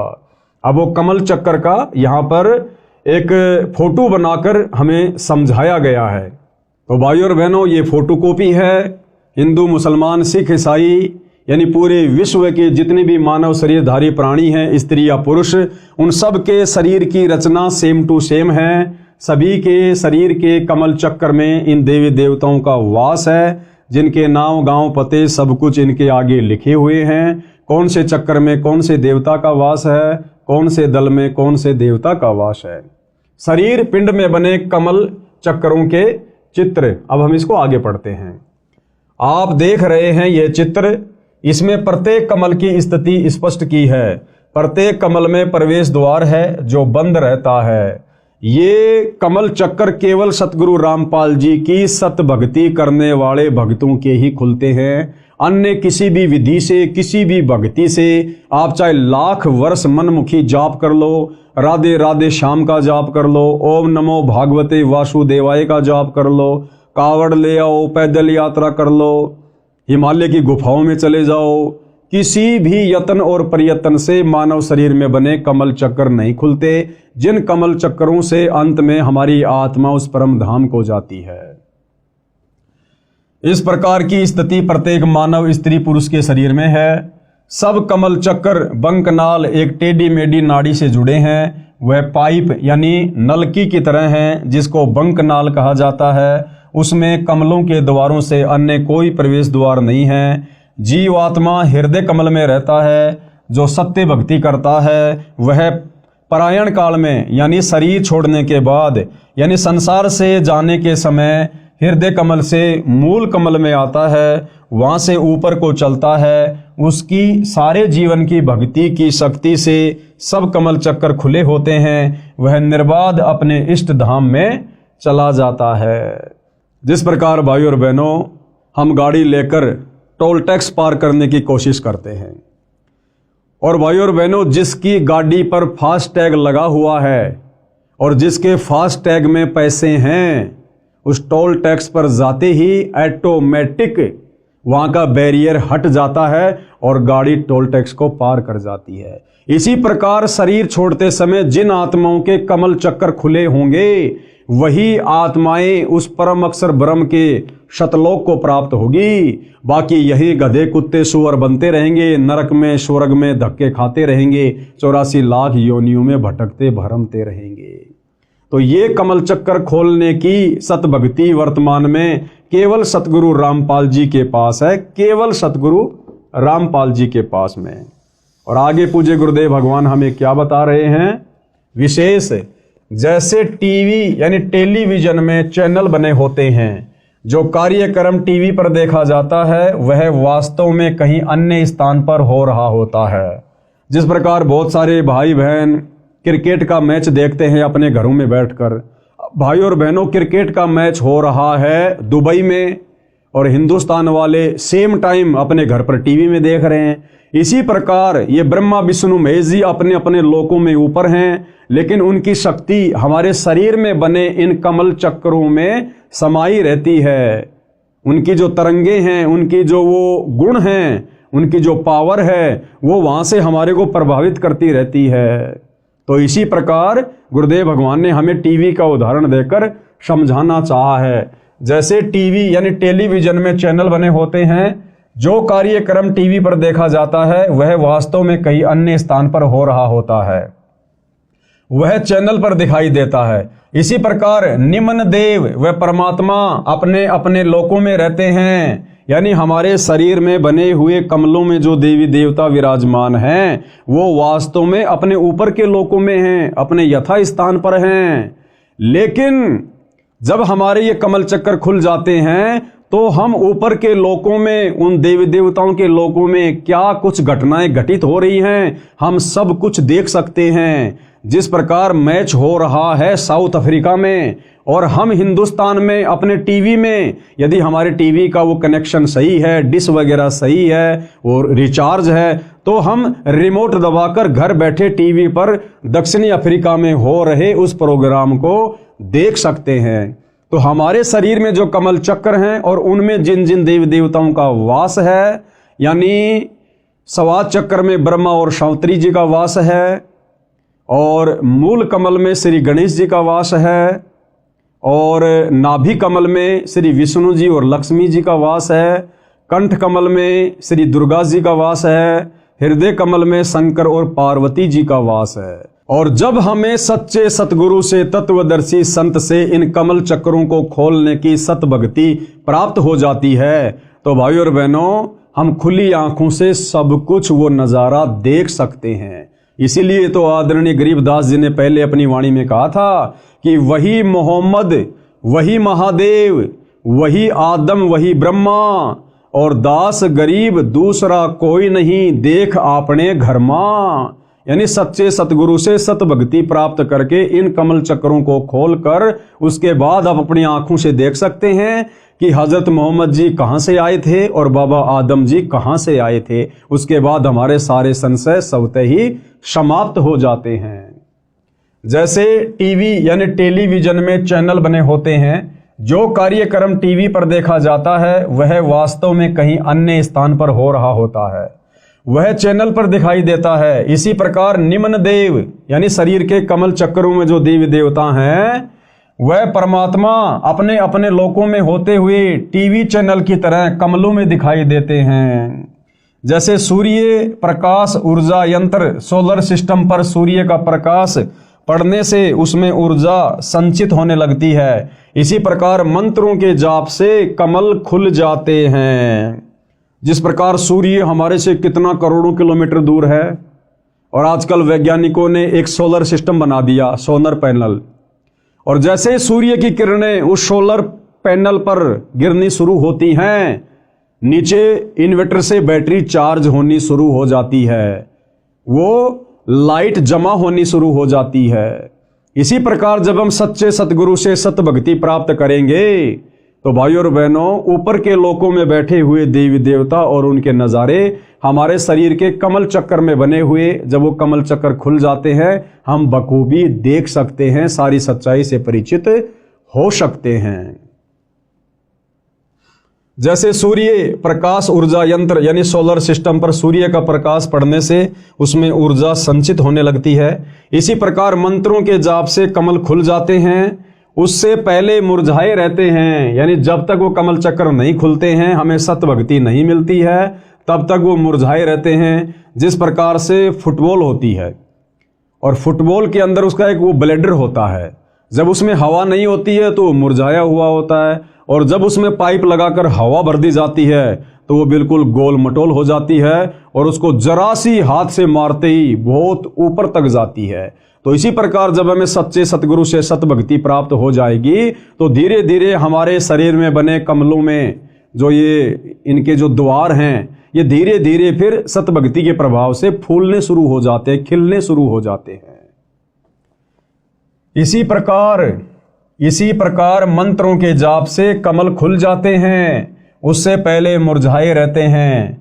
कमल खुलने के बाद प्रत्येक देवता की शक्ति साधक के अंतःकरण यानी आत्मा पर प्रभाव डालने लगती है, जिससे भक्ति संचित होने लगती है। संत गरीबदास जी ने सूक्ष्म वेद में बताया है, उसमें कहा है कि तीनों देवता कमल बसें ब्रह्मा विष्णु महेश, प्रथम इनकी वंदना सुन सतगुरु उपदेश। यानी सबसे पहले जो सच्चा सतगुरु होता है वो इन्हीं कमल दलों में बैठे देवी देवताओं के सत मंत्र देता है, सत भक्ति देता है। जो तीनों लोकों के स्वामी हैं, ब्रह्मा विष्णु महेश है, साथ में गणेश जी हैं, दुर्गा जी हैं, सतगुरु रामपाल जी, सबसे पहले शरीर में बने कमल दल इनको खोलने के लिए इन्हीं देवी देवताओं की सत भक्ति वाले सत मंत्र देते हैं, जिनके प्रभाव से मात्र 4 महीने में हमारे कमल चक्रों के द्वार खुलने शुरू हो जाते हैं। ये कमल चक्र खिलने शुरू हो जाते हैं, दूसरा कोई तरीका धरती पर नहीं है। और कहते हैं उसके बाद फिर आगे सतगुरु के उपदेश सुनते रहना, सतगुरु के सत्संग सुनते रहना। उसके बाद फिर हमें पता चलेगा कि ब्रह्मा विष्णु महेश की भक्ति तो बहुत ही निम्न स्तर की है, ये तो शुरुआती भक्ति है, इसके ऊपर तो और बहुत सारी परम शक्तियां हैं। फिर आगे हमें सतगुरु रामपाल जी से उनके भी सत भक्ति मंत्र मिलेंगे, उनके द्वार खोलने के भी मंत्र मिलेंगे, और जब हमें सारी प्रोसीजर मिल जाएगी तब हम उस परमपिता परमेश्वर परम अक्षर ब्रह्म के परम धाम में जाएंगे, शतलोक में जाएंगे। तीनों देवता कमल बसै ब्रह्मा विष्णु महेश, यानी मुसलमान सिख ईसाई जैनी बौद्ध सबके शरीर में इन देवी देवताओं का वास है। और प्रथम इनकी वंदना यानी सतगुरु जो मंत्र देगा उस आधार से हमने इनकी वंदना करनी है, इनकी पूजा नहीं करनी। पूजा तो केवल एक परमपिता परमात्मा की करनी है, लेकिन सतगुरु हमें जो प्रोसीजर देगा यहाँ से पार होने की, उसमें शुरुआती प्रोसीजर है ब्रह्मा विष्णु महेश की साधना करना, इनकी भक्ति करना, और पूजा हमने साथ साथ में परम अक्षर ब्रह्म की ही करनी पड़ेगी। प्रथम इनकी वंदना, फिर सुन सतगुरु उपदेश, फिर आगे का ज्ञान सतगुरुदेव जी बताते हैं। अर्थात श्री ब्रह्मा जी, श्री विष्णु जी तथा श्री शिव जी तीनों देवता हमारे शरीर में बने कमल दलों यानी कमल चक्रों में बसे निवास करते हैं। इसलिए सर्वप्रथम साधना स्तुति इनकी करनी होती है। इनसे ऊपर की साधना तत्वदर्शी संत यानी सतगुरु से सुनो, फिर सुन सतगुरु उपदेश। आगे क्या कह रहे हैं पूज्य गुरुदेव भगवान? अब सुनो सतगुरु के द्वारा बताई नीचे व ऊपर की साधना का ज्ञान। सबसे पहले हमारे मनुष्य शरीर में, चाहे स्त्री का हो या पुरुष का हो, उसमें कौन से कमल चक्र कहाँ हैं, उन कमल चक्रों में किन किन देवताओं का या देवियों का वास है, अब ये विस्तार से समझाया जा रहा है, बताया जा रहा है। नंबर 1, मूल कमल। इसको मूल कमल कहो चाहे मूल चक्र कहो। मूल कमल में देवता श्री गणेश जी का निवास है। चाहे हिंदू का शरीर हो चाहे मुसलमान का, विश्व में जितने भी मानव शरीरधारी स्त्री पुरुष हैं, उन सब के शरीर की रचना एक समान है। तो मूल कमल में देवता श्री गणेश जी का निवास है। इसकी 4 पंखुड़ियां हैं। इसके प्रवेश द्वार को खोलने का एक मंत्र है, जो श्री गणेश जी की साधना करने का मूल मंत्र है, जिससे श्री गणेश जी तुरंत फल देने लगता है। जीव आत्मा के लिए प्रवेश द्वार खोल देता है। फिर आत्मा स्वादिष्टान चक्र यानी स्वाद चक्र की ओर चलती है, क्योंकि जीव आत्मा को उस लोक में जाना है जिसमें परमात्मा रहता है, जहां जाने के पश्चात भगत यानी साधक लौटकर संसार में नहीं आता है। फिर दूसरे नंबर का चक्र है स्वाद कमल या स्वाद चक्र। इसको स्वादिष्टान कमल चक्र भी कहा जाता है। इस कमल की 6 पंखुड़ियां हैं। श्री ब्रह्मा जी तथा उनकी पत्नी सावित्री जी का निवास है। स्वाद चक्र में किन किन देवी देवताओं का वास है? श्री ब्रह्मा जी का और उनकी पत्नी श्री सावित्री जी का। इसके द्वार को खोलने का मंत्र है, जिसकी साधना यानी जाप करने से यह द्वार ब्रह्मा जी खोल देते हैं। जीवात्मा फिर ऊपर को नाभि कमल की ओर चलती है। अब भाइयों और बहनों, जब तक हमें इन देवी देवताओं के सच्चे भक्ति मंत्र नहीं मिलेंगे, तब तक ये अपना द्वार जीव आत्मा को आगे जाने के लिए खोलकर नहीं देते हैं। जिस प्रकार भाइयों और बहनों, हम भैंसे को कितना ही भैंसा भैंसा कहें, वो हमारी तरफ पलटकर देखता भी नहीं है। लेकिन उस भैंसे का एक मूल मंत्र है, उसको धीरे से कह दो उड़ रही, तुरंत पलट के देखेगा कहां से आवाज आई। जिस प्रकार एक कुत्ता होता है, हम उसको कितना ही कहें कुत्ता कुत्ता, एक कुत्ता ले रोटी, एक कुत्ता, वो कुत्ता बिल्कुल नहीं देखता। लेकिन उसका एक बीज मंत्र है, धीरे से उसको कह दो त्योल त्योल या तुरंत देखेगा वो कुत्ता, क्योंकि उस वाणी से वो प्रभावित होता है, आकर्षित होता है कि मुझे कौन पुकार रहा है। इसी प्रकार भाइयों और बहनों, वर्तमान में पूरा का पूरा हिंदू समाज, मुसलमान समाज, सिख और ईसाई समाज, इनके धर्मगुरुओं ने जैसे भी शास्त्र विरुद्ध साधना इन भाई बहनों को दी हुई है, इस साधना से हमारे शरीर में बने कमल चक्रों में इन देवी देवताओं के द्वार नहीं खुल सकते। खाली राधे राधे बोलने से, हरे रामा हरे कृष्णा करने से, जय गणेश देवा करने से, ओम जय जगदीश हरे करने से, ये तो इनके नाम है। जैसे भैंसे को भैंसा भैंसा को नहीं देखेगा, कुत्ते को कुत्ता कुत्ता को नहीं देखेगा, इसी प्रकार आप इन देवी देवताओं के कितने भी नाम जपो, ये आपकी तरफ ध्यान भी नहीं देंगे। परंतु इन देवी देवताओं को पुकारने के, इनको आकर्षित करने के कुछ मूल मंत्र हैं, बीज मंत्र हैं, जो केवल वर्तमान में धरती पर सतगुरु रामपाल जी के पास हैं। और जब हम उन मंत्रों का जाप करेंगे तो ये हमारे लिए वो द्वार भी खोल देंगे, और ये हमारी हर आवश्यकता को परमपिता परमेश्वर जी के आशीर्वाद से पूरा करेंगे, पूरा। तीसरा है नाभि कमल, नाभि चक्र। इसकी 8 पंखुड़ियां हैं। इसमें श्री विष्णु जी तथा इनकी पत्नी श्री लक्ष्मी जी का निवास है। इसका द्वार भी बंद रहता है। इसे खोलने का भी एक मंत्र है, जिसका जाप करना होता है, जो इन देव देवी को शीघ्र प्रभावित यानी प्रसन्न कर देता है। ये भी जीवात्मा के लिए द्वार खोल देते हैं। फिर जीवात्मा हृदय कमल की ओर ऊपर को चलती है। चौथे नंबर पर है हृदय कमल, हृदय चक्र। इसकी 12 पंखुड़ियां हैं। इसमें श्री शिव जी तथा इनकी पत्नी श्री पार्वती जी का निवास है। इसका द्वार भी बंद रहता है। इस द्वार को खोलने का एक मंत्र का जाप करना पड़ता है। यह मंत्र इन देव देवी को विशेष आकर्षित करता है। ये प्रसन्न होकर मार्ग दे देते हैं। फिर आत्मा ऊपर को कंठ कमल की ओर चलती है। पांचवा चक्र है कंठ कमल। इसकी 16 पंखुड़ियां हैं। इसमें श्री देवी दुर्गा जी यानी अष्टंगी का निवास स्थान है। जो भाई बहन माता जी के नवरात्रि करते हैं, मंदिरों में जाते हैं, जागरण करते और करवाते हैं, इस विधि से तो लाख जन्म भी माता जी प्रसन्न नहीं होती, उल्टा रुष्ट होती है। और ना ही शरीर में बना माता जी का वो चक्र खुलता है। वो कैसे खुलेगा? वो वास्तविक मंत्र क्या है जिसका जाप करने से माता जी शीघ्र हमें लाभ देती है, हमारे ऊपर प्रसन्न होती है, हमारी आत्मा के कल्याण के लिए, मोक्ष के लिए अपने उस द्वार को, चक्कर को खोल देती है। वो मंत्र आज पूरी पृथ्वी पर केवल सतगुरु रामपाल जी के पास है, जिन मंत्रों का हम लाखों की संख्या में उनके भगत रोजाना सुमरण करते हैं। इसका भी द्वार बंद रहता है। इसको खोलने का भी एक मंत्र है जिसका जाप करना होता है, जिससे वश होकर, आकर्षित होकर यानी प्रसन्न होकर श्री देवी जी यानी दुर्गा जी जीवात्मा के लिए द्वार खोल देती है। फिर जीवात्मा ऊपर को, आगे को त्रिकुटी कमल की ओर चलती है। फिर कौन से कमल की यात्रा करती है जीवात्मा? त्रिकुटी कमल की। नंबर 6 त्रिकुटी कमल। त्रिकुटी कमल या चक्र, इसकी 2 पंखुड़ियां हैं। एक का रंग काला है, दूसरी का सफेद है।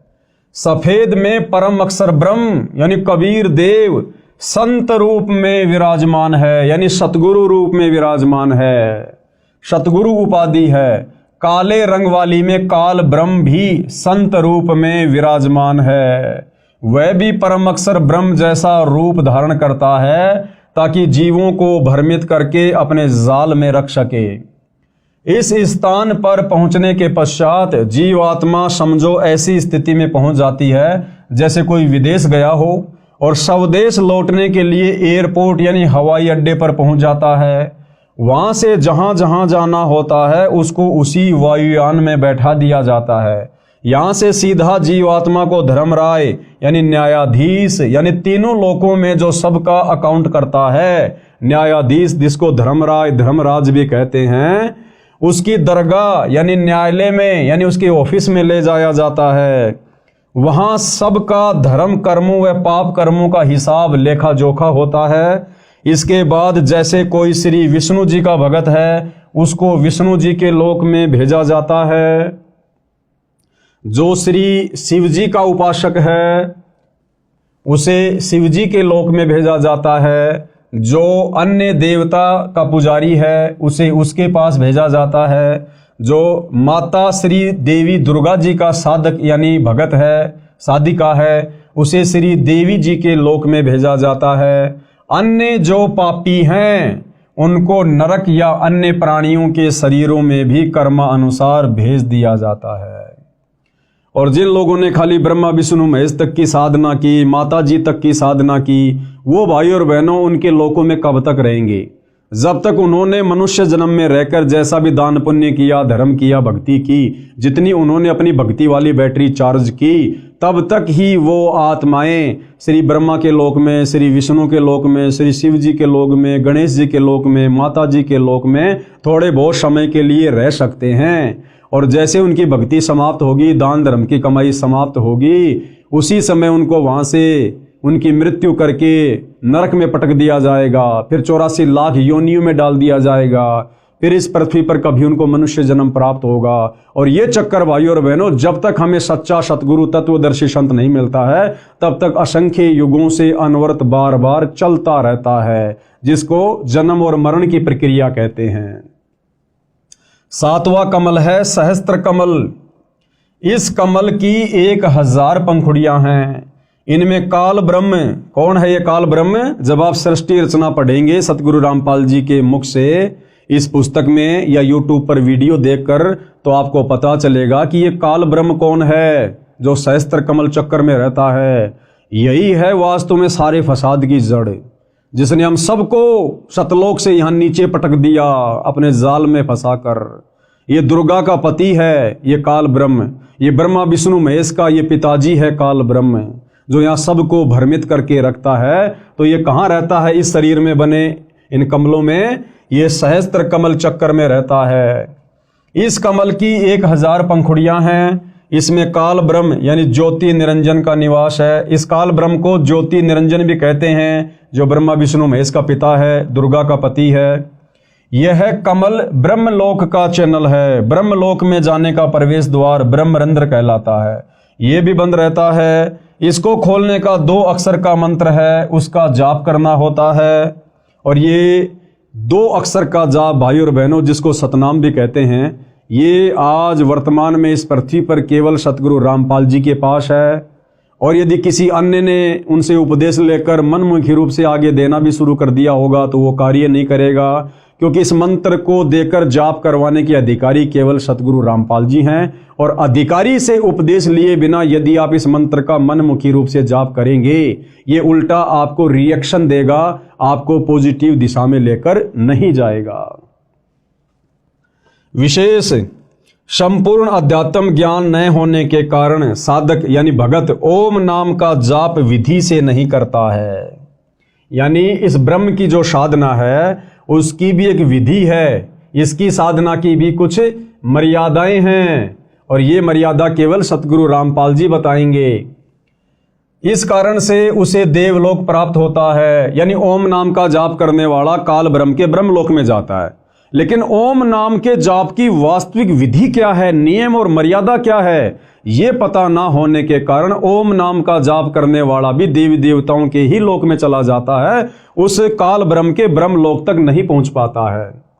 इस कारण से उसे देवलोक प्राप्त होता है। जैसे ओम नमः शिवाय, ओम भागवते वासुदेवाय नमः आदि आदि जाप करते हैं। अकेला ओम नाम से भी ब्रह्मरंध्र नहीं खुलता, यह सत्य नाम से खुलता है। सतनाम 2 अक्षर का है। ब्रह्मरंध्र न खुलने के कारण उसको विष्णु लोक में या शिव लोक में भेजा जाता है, क्योंकि ओम नाम का जाप करने वाले इसका तड़का अपने इष्ट देव के मंत्र के साथ अवश्य लगाते हैं। जैसे ऊपर 2 मंत्र लिखे हैं, फिर पृथ्वी पर राजा बनाया जाता है, फिर पशु योनि में जाता है।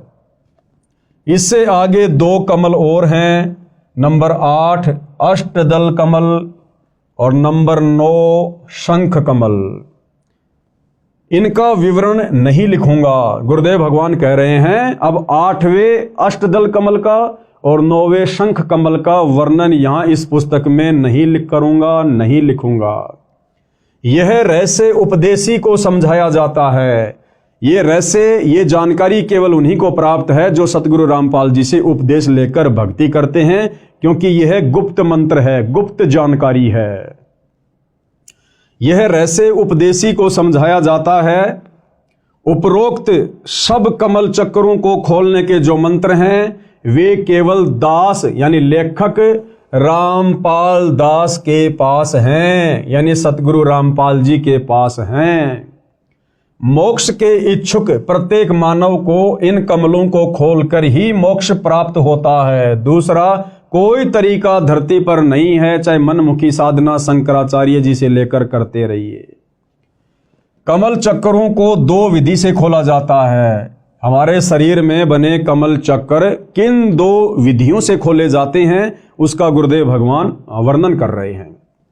नंबर 1 ध्यान समाधि का अभ्यास करके हठ योग मार्ग से।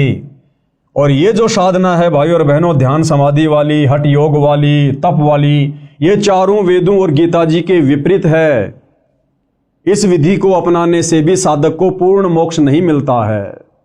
ये विधि अति कठिन है, आम आदमी इस विधि को नहीं कर सकता। एक जीवन में 1 या 2 कमल चक्कर खुल पाते हैं। इसके विषय में पूरी जानकारी नहीं होने से साधक यानी भगत उसी एक कमल चक्कर में आसक्त होकर वहां का नज़ारे देखने लग जाता है। कुछ सिद्धियां प्राप्त हो जाती हैं, उन्हीं से प्रसिद्धि प्राप्त करके जीवन नष्ट कर जाता है। दूसरी विधि क्या है? इन शरीर में बने कमल चक्रों को खोलने की नाम के जाप से। दूसरी विधि क्या है? मंत्र जाप से, नाम जाप से। नामों का जाप करके सब कमल खोले जाते हैं। ये विधि सरल व शास्त्रोक्त होने से कारगर है, यानी ये शास्त्र विधि के अनुसार है। इस विधि को आम आदमी आसानी से कर सकता है। ये कार्य करते करते भी की जा सकती है, यानी मंत्रों का जाप अपना दैनिक कार्य करते करते भी किया जा सकता है। जो सूक्ष्म वेद में बताया है, गरीबदास जी ने कहा है, नाम उठत नाम बैठत नाम सोवत जागबे, नाम खाते नाम पीते नाम सेती लागबे।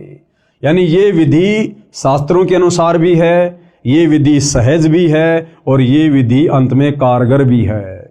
इस विधि से भी हमारे शरीर में बने कमलों को खोला जाता है। और गुरुदेव कहते हैं कि इस विधि से जाप आप अपना दैनिक कार्य करते करते भी कर सकते हैं। ड्राइवर अपनी गाड़ी चला रहा है और आसानी से इन मंत्रों का जाप भी कर सकता है। देखो, ड्राइवर गाड़ी चलाता है और आगे पीछे वालों से बातें भी करता रहता है, गप्पे भी मारता रहता है। इसी प्रकार वो गप्पे ना मारकर, इधर उधर की बातें ना करके सच्चे सतगुरु से उपदेश लेकर इन मंत्रों का वो स्मरण भी कर सकता है अपने मन ही मन में, या धीरे धीरे बोलकर, और अपनी गाड़ी भी चला सकता है। जैसे बहुत सारे भाई बहन गाड़ी चलाते रहते हैं, साथ में धीरे धीरे गाने वाने भी गाते रहते हैं। तो गाने वाने ना गाकर सच्चे सतगुरु से इन मंत्रों का उपदेश लेकर अपनी गाड़ी भी चलाओ, अपने मंत्रों का भी जाप करो। इसलिए कहते हैं, नाम उठत नाम बैठत नाम खाते नाम सोते। यानी इन मंत्रों का हम दैनिक कार्य करते करते बड़ी आसानी से जाप कर सकते हैं और हर प्राणी इस विधि से भक्ति आसानी से कर सकता है। नाम उठत नाम बैठत नाम सोवत जागरे, नाम खाते नाम पीते नाम सेती लागबे।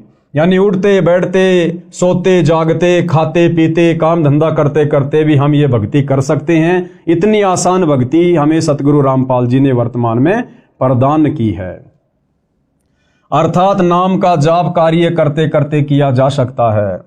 यजुर्वेद अध्याय 40 मंत्र 15 में कहा है।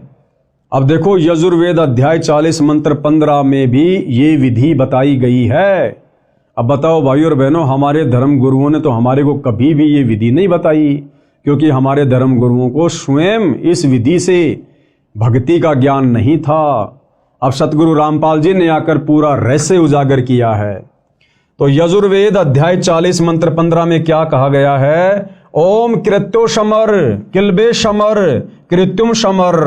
अर्थात ओम नाम का जाप कार्य करते करते कर, विशेष लगन यानी तड़प के साथ तथा मानव जीवन का मुख्य कर्तव्य मानकर जाप कर।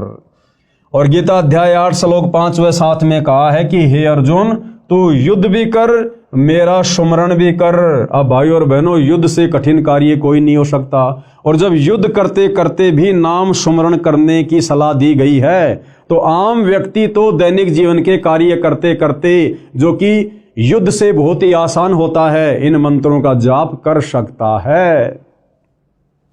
विचार करो, क्या कह रहे हैं आगे गुरुदेव कि पुण्यात्माओं विचार करो, युद्ध से कठिन कार्य कोई नहीं होता। भक्ति उस दौरान भी की जानी चाहिए, अर्थात साधना नाम जाप वाली कारगर है।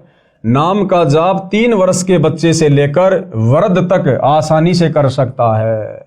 यानी परमेश्वर जी का विधान है कि जैसे ही बच्चा 3 वर्ष का हो जाए, उसको सच्चे सतगुरु की शरण से जोड़ देना चाहिए, उसको मंत्र उपदेश दिलवा देने चाहिए, क्योंकि 3 वर्ष का बच्चा हल्का फुल्का बोलने समझने लग जाता है। और जैसे भी टूटी फूटी भक्ति वो माता पिता को देखकर या उनके साथ साथ में करेगा, तो धीरे धीरे भक्ति की शक्ति उसके अंदर प्रवेश होना शुरू हो जाती है। अर्थात साधना नाम वाली कारगर है। नाम का जाप 3 वर्ष के बच्चे से लेकर बूढ़े तक आसानी से कर सकता है। कार्य करते करते भी कर सकता है, चलते फिरते भी कर सकता है, लेटा लेटा व बैठकर भी नामों का जाप कर सकता है। विशेष दूसरे शब्दों में मंत्र के जाप का ऐसे प्रभाव देवी देवताओं पर होता है जैसे सर्प ने डसने के लिए फन फैला रखा होता है। सर्प वश करने की विद्या जानने वाला यानी गारुड़ मंत्र बोलकर सर्प को विवश कर देता है, जिसके प्रभाव से सर्प अपना फन इकट्ठा करके रास्ता छोड़कर चल देता है। इसको परमेश्वर कबीर जी ने बहुत अच्छे तरीके से समझाया है। कबीर जैसे फनपति यानी सर्प, जैसे फनपति मंत्र सुन राखे फन सकोड़, ऐसे बीरा मेरे मंत्र नाम से काल ब्रह्म लेवे मुंह मोड़। एक गारुड़ होता है भाइयों और बहनों, वो कुछ मंत्रों को सिद्ध कर लेता है, और जो सर्प होता है अपना फन उठाकर जब किसी को डसने की स्थिति में होता है, तो गारुड़ जब उस मंत्र का बार बार जाप करता है तो सर्प के ऊपर उन मंत्रों का इतना प्रभाव होता है कि विवश होकर वो फणपति सर्प भी अपने फन को समेटकर और दूसरे रास्ते निकल लेता है। इसी प्रकार जब हम सतगुरुदेव भगवान के द्वारा दिए गए इन शतभक्ति मंत्रों का जाप करते हैं तो मोक्ष मार्ग में सबसे बड़ी बाधा जो ये काल ब्रह्म है, ज्योति निरंजन है, ये भी विवश हो जाता है हमारे को सतलोक का रास्ता देने के लिए। कबीर जैसे फनपति सरप मंत्र सुन राखे फन सकोड़, ऐसे बीरा मेरे मंत्र नाम से काल ब्रह्म लेवे मुंह मोड़। अर्थात कबीर परमेश्वर जी ने कहा है कि जैसे सरप ने डसने के लिए फन उठा रखा होता है तो गारुड़ मंत्र जाप कर देता है, जिससे प्रभावित होकर सरप फन इकट्ठा करके चला जाता है। ऐसे ही मेरे द्वारा दिए नाम मंत्र के जाप से काल ब्रह्म मुरझा जाता है, मार्ग नहीं रोक पाता। इसी प्रकार कमलों के मंत्र के जाप से ये सब देवी देव मार्ग छोड़ देते हैं। एक अन्य उदाहरण दे रहे हैं गुरुदेव भगवान हमें समझाने के लिए। जैसे गांव के व्यक्ति भैंस को गर्भ धारण करवाने के लिए भैंसे की खोज में जाते हैं, क्योंकि भैंसा कहीं घास चर रहा होता है। भैंस वाला भैंसे को बुलाने के लिए उसका मूल मंत्र बोलता है, जिससे भैंसा इतना प्रभावित होता है कि वह पूरी गति से उस मंत्र को बोलने वाले की ओर खिंचा चला आता है। फिर उसे भैंस दिखाई देती है, भैंस को गर्भ धारण करता है, उसका वह मंत्र है कुर्र कुर्र, जैसे हुर्र हुर्र कहते हैं ना अपन, उर्र रही। तो इस प्रकार से भैंसा तुरंत उस मंत्र के वशीभूत होकर दौड़कर चला आता है। और इसके विपरीत यदि हम उसको भैंसा भैंसा कहेंगे तो वो बिल्कुल भी नहीं देखता है। यदि भैंसा भैंसा बोलो तो भैंसा यानी झोटा बिल्कुल टस से मस नहीं होता।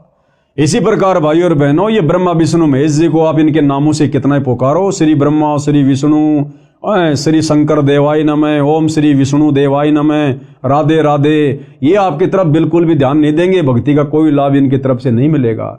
लेकिन जब हम इनके मूल मंत्र, बीज मंत्र सतगुरु रामपाल जी को सतगुरु धारण करके करेंगे, सुमरण करेंगे, तो ये उस भैंसे की तरह वशीभूत होकर तुरंत अपने भगत की तरफ दौड़ पड़ेंगे कि क्या आपत्ति आ गई, इस आत्मा को किस वस्तु की आवश्यकता है।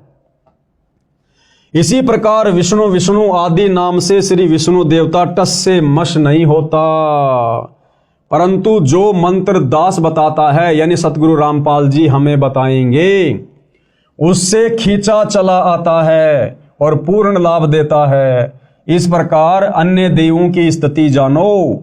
अध्यात्म मार्ग के कुछ नियम हैं जिनका पालन करना अनिवार्य है। अब भाई और बहनों, मान लो हमें सच्चे सतगुरु तत्वदर्शी संत सतगुरु रामपाल जी की सत भक्ति, उनकी शरण भी प्राप्त हो गई। उन्होंने हमें ये बीज मंत्र भी दे दिए, मूल मंत्र भी दे दिए इन समस्त देवी देवताओं को जिन जिन की हमें आवश्यकता है। और यदि हमने मर्यादा नहीं रखी, हमने नियमों में रहकर, सतगुरु के वचन में रहकर इन मंत्रों का जाप नहीं किया, तो भी भाई और बहनों ये देवी देवता किसी भी प्रकार से उन मंत्रों का जाप करने से विवश नहीं होंगे, हमारी तरफ उनका खिंचाव बिल्कुल भी नहीं बनेगा। तो इन मंत्रों के प्रभाव को यथावत बनाए रखने के लिए और इन समस्त देवी देवताओं से संपूर्ण लाभ प्राप्त करने के लिए इस भक्ति मार्ग की क्या क्या मर्यादा हैं, क्या क्या नियम हैं, जिनको तोड़ने से, जिनको खंड करने से हमें फिर कोई भी लाभ इन मंत्रों का नहीं मिलेगा, तो प्रत्येक मर्यादा को हमने ध्यानपूर्वक देखना और समझना है। तो क्या कह रहे हैं पूज्य गुरुदेव भगवान? नंबर 1, पूर्ण गुरु से दीक्षा ली जाए। सबसे पहली बात, हम जिसे अपना सतगुरु धारण कर रहे हैं वो सच्चा होना चाहिए, पूर्ण सतगुरु होना चाहिए, इन मंत्रों को दान करने का अधिकारी होना चाहिए। नंबर 1, पूर्ण गुरु से दीक्षा ली जाए। बिना गुरु के किया गया नाम जाप व दिया गया दान निष्फल होता है।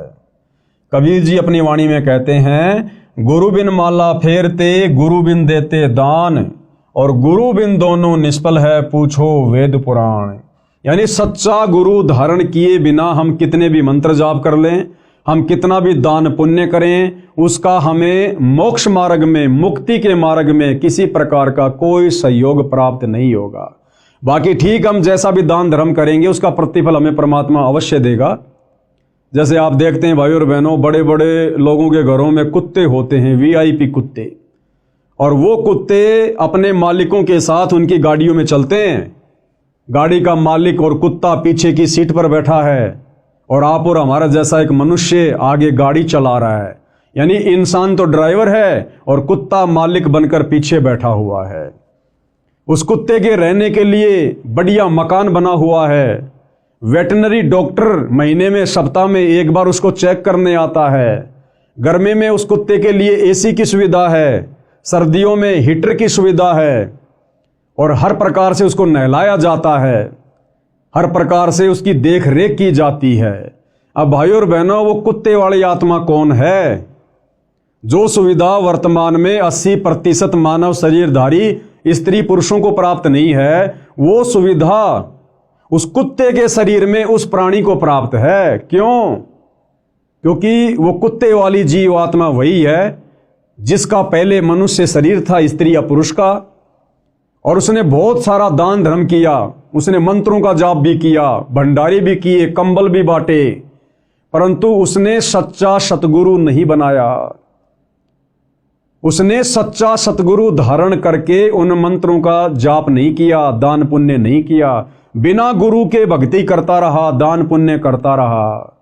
तो बिना गुरु के भक्ति करने से, दान पुण्य करने से उसको मनुष्य जन्म प्राप्त नहीं हुआ। और उस दान पुण्य के प्रतिफल में, क्योंकि वो तो भगवान देता है, किसी का रखता नहीं है, उस दान पुण्य के प्रतिफल में उसको अगला जन्म मिल गया कुत्ते का, और बड़े सेठ के घर में मिल गया। तो जो उसने मनुष्य जन्म में दान पुण्य किया था, उसका प्रतिफल उस सेठ के घर में कुत्ते के रूप में जन्म प्राप्त करके वो कुत्ता उठा रहा है।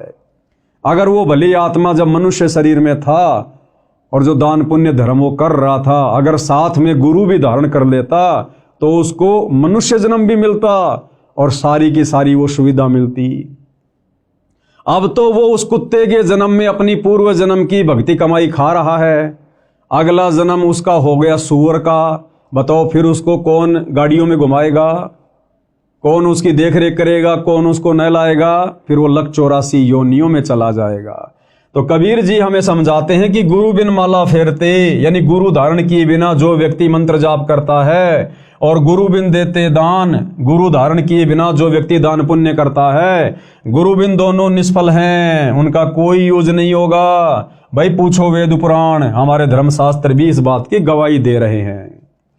अर्थात कबीर जी ने कहा है कि गुरु बिन नाम सुमरण करना व दान देना व्यर्थ है। अपने वेदों व पुराणों में पढ़ लो, कमलों के मंत्रों का जाप करना जीवात्मा के कल्याण की सच्ची साधना है। इसमें न कोई धर्म नया बनता है, न कोई धर्म छोड़ना है। किसी भी धर्म का मानव, स्त्री पुरुष इस साधना को कर सकता है। यानी सतगुरु रामपाल जी हमें क्या समझाना चाह रहे हैं कि जो साधना अब आपको वर्तमान में दी जाएगी, यदि आप इस ज्ञान को समझकर उनकी शरण में आते हैं, तो इस साधना को करते समय आपने ना तो अपना कोई धर्म बदलना है, ना आपने अन्य कोई पाखंड और आडंबर करना है। हमने केवल अपनी साधना को चेंज करना है। भले आप वर्तमान में मुसलमान धर्म में हैं, हिंदू धर्म में, सिख और ईसाई धर्म में हैं, आपने वो धर्म वरम नहीं छोड़ना, कुछ नहीं छोड़ना। आपने केवल साधना का स्वरूप चेंज करना है। हम जो पहले शास्त्र विरुद्ध साधना कर रहे थे, मनमुखी साधना कर रहे थे, मनमुखी मंत्रों का जाप कर रहे थे, अब हमने अपनी उस साधना को शास्त्र अनुकूल करना है, सच्चे सतगुरु को धारण करके। और फिर जो जो नियम और मर्यादा है हमने उनका पालन करना है। फिर हिंदू हिंदू बना रहो, मुसलमान मुसलमान बना रहो, नो ऑब्जेक्शन। हमने केवल साधना चेंज करनी है, धर्म वरम कुछ भी चेंज नहीं करना, क्योंकि धर्म तो असल में फिर हमें समझ में आएगा कि कोई है ही नहीं, केवल एक मानव धर्म है। कमल के मंत्रों का जाप करना जीव आत्मा के कल्याण की सच्ची साधना। कैसे? इसको हम ध्यान से पढ़ेंगे। इसमें न कोई धर्म नया बनता है, न कोई धर्म छोड़ना है। किसी भी धर्म का मानव, स्त्री या पुरुष इस साधना यानी भक्ति को कर सकता है। वर्तमान में अधिकतर हिंदू समाज का कहना है कि रामपाल दास हिंदू धर्म का विरोधी है। ये सबसे पहले लोगों के दिलो दिमाग में आता है कि भाई सतगुरु रामपाल जी तो हिंदू धर्म के विरोधी हैं, वे तो हमारे देवी देवताओं की पूजा छुड़वाते हैं। नहीं भाई, ये हमारी सबसे बड़ी गलत फहमी है। अरे देवी देवताओं की पूजा, ब्रह्मा विष्णु महेश की पूजा सतगुरु रामपाल जी भला कैसे छुड़वा सकते हैं? ब्रह्मा विष्णु महेश की पूजा से, गणेश जी की पूजा से, देवी दुर्गा जी की साधना से तो ये भक्ति शुरू होती है। और इन देवी देवताओं के मंत्रों का जाप तो हम भगत, हम सतगुरु रामपाल जी के फॉलोवर अंतिम श्वास तक करते हैं और करते रहेंगे, क्योंकि हमारे शरीर में इन देवी देवताओं का निवास है, इनका वास है। तो सतगुरु रामपाल जी देवी देवताओं की साधना भक्ति छुड़वाते नहीं हैं, बल्कि इन देवी देवताओं की वास्तविक भक्ति करवाते हैं। जो भक्ति सतयुग में समाप्त हो चुकी थी, जो वास्तविक सनातनी साधना सतयुग में आगे चलकर समाप्त हो चुकी थी, वो साधना सतगुरु रामपाल जी सही तरीके से करवाते हैं। उनके सत्संग सुनते रहिए, पुस्तकें पढ़ते रहिए, एक एक चीज बिल्कुल क्लियर होती चली जाएगी। तो गुरुदेव भगवान उन आत्माओं की शंका का समाधान कर रहे हैं जो लोग कहते हैं कि संत रामपाल जी तो देवी देवताओं की भक्ति छुड़वाते हैं। ऊपर आपको एक चित्र के माध्यम से समझा दिया गया है कि हमारे प्रत्येक स्त्री या पुरुष के शरीर में इन्हीं देवी देवताओं का वास है, और उनके कमल चक्कर खोलने के लिए हमने उनके मंत्रों का जाप करना है। तो सतगुरु रामपाल जी तो उन्हीं का जाप देते हैं शुरुआती भक्ति में, जिसको प्रथम मंत्र कहते हैं। तो वो छुड़वाते नहीं हैं, वो इनकी वास्तविक भक्ति साधना बताते हैं। वर्तमान में अधिकतर हिंदू समाज का कहना है कि रामपाल दास हिंदू धर्म का विरोधी है। श्री ब्रह्मा जी, श्री विष्णु जी तथा श्री शिव जी की भक्ति छोड़ने को कहता है। इस विषय में आप स्वयं विचार करें कि क्या श्री ब्रह्मा जी, श्री विष्णु जी तथा श्री शिव जी की साधना छुड़वाई है या शास्त्र अनुकूल भक्ति बताई है? तो भाइयों और बहनों, शास्त्र अनुकूल भक्ति बता रहे हैं सतगुरु रामपाल जी, तो छुड़वा नहीं रहे। आगे क्या कह रहे हैं पूज्य गुरुदेव भगवान, हमने ध्यान से पढ़ने की आवश्यकता है। सभी धर्मों के मानवों को कर्म फल तीनों देवता ही देते हैं। तीनों देवता ब्रह्मा विष्णु महेश जी, जितने भी मानव शरीरधारी स्त्री पुरुष हैं, जैसे भी वो भक्ति करते हैं, जैसे भी वो कर्म कुकर्म करते हैं, उनका फल ये तीनों देवता ब्रह्मा विष्णु महेश ही देते हैं। अब वो किस विधि से देते हैं, कैसे देते हैं, क्या उसकी प्रोसीजर है, इसके विषय में भाइयों और बहनों ये पवित्र पुस्तक हिंदू साहिबान नहीं समझे वेद गीता पुराण, हम इसके तीसरे नंबर की वीडियो में कल आपको गुरुदेव भगवान के आशीर्वाद से समझाने का प्रयास करेंगे। और आज के वीडियो में हम यहीं पर विराम लेते हैं। कल रात्रि 9 बजे सभी भाई बहन फिर से मुझदास के Facebook page Pawan Das is live पर लाइव जुड़िए। और हिंदू धर्म जिस प्रकार से सनातनी पूजा के नाम पर भ्रमित है, काल के द्वारा ठगा जा रहा है, मनुष्य जन्म को दिन प्रतिदिन बर्बाद करता जा रहा है, हम कल के वीडियो में विस्तार से आगे इस मनुष्य जन्म की उपयोगिता के बारे में जानेंगे, समझेंगे। तब तक गुरुदेव भगवान हम सबको आज्ञा दे, आशीर्वाद दे। बंदी छोड़ सतगुरु रामपाल जी भगवान की जय हो।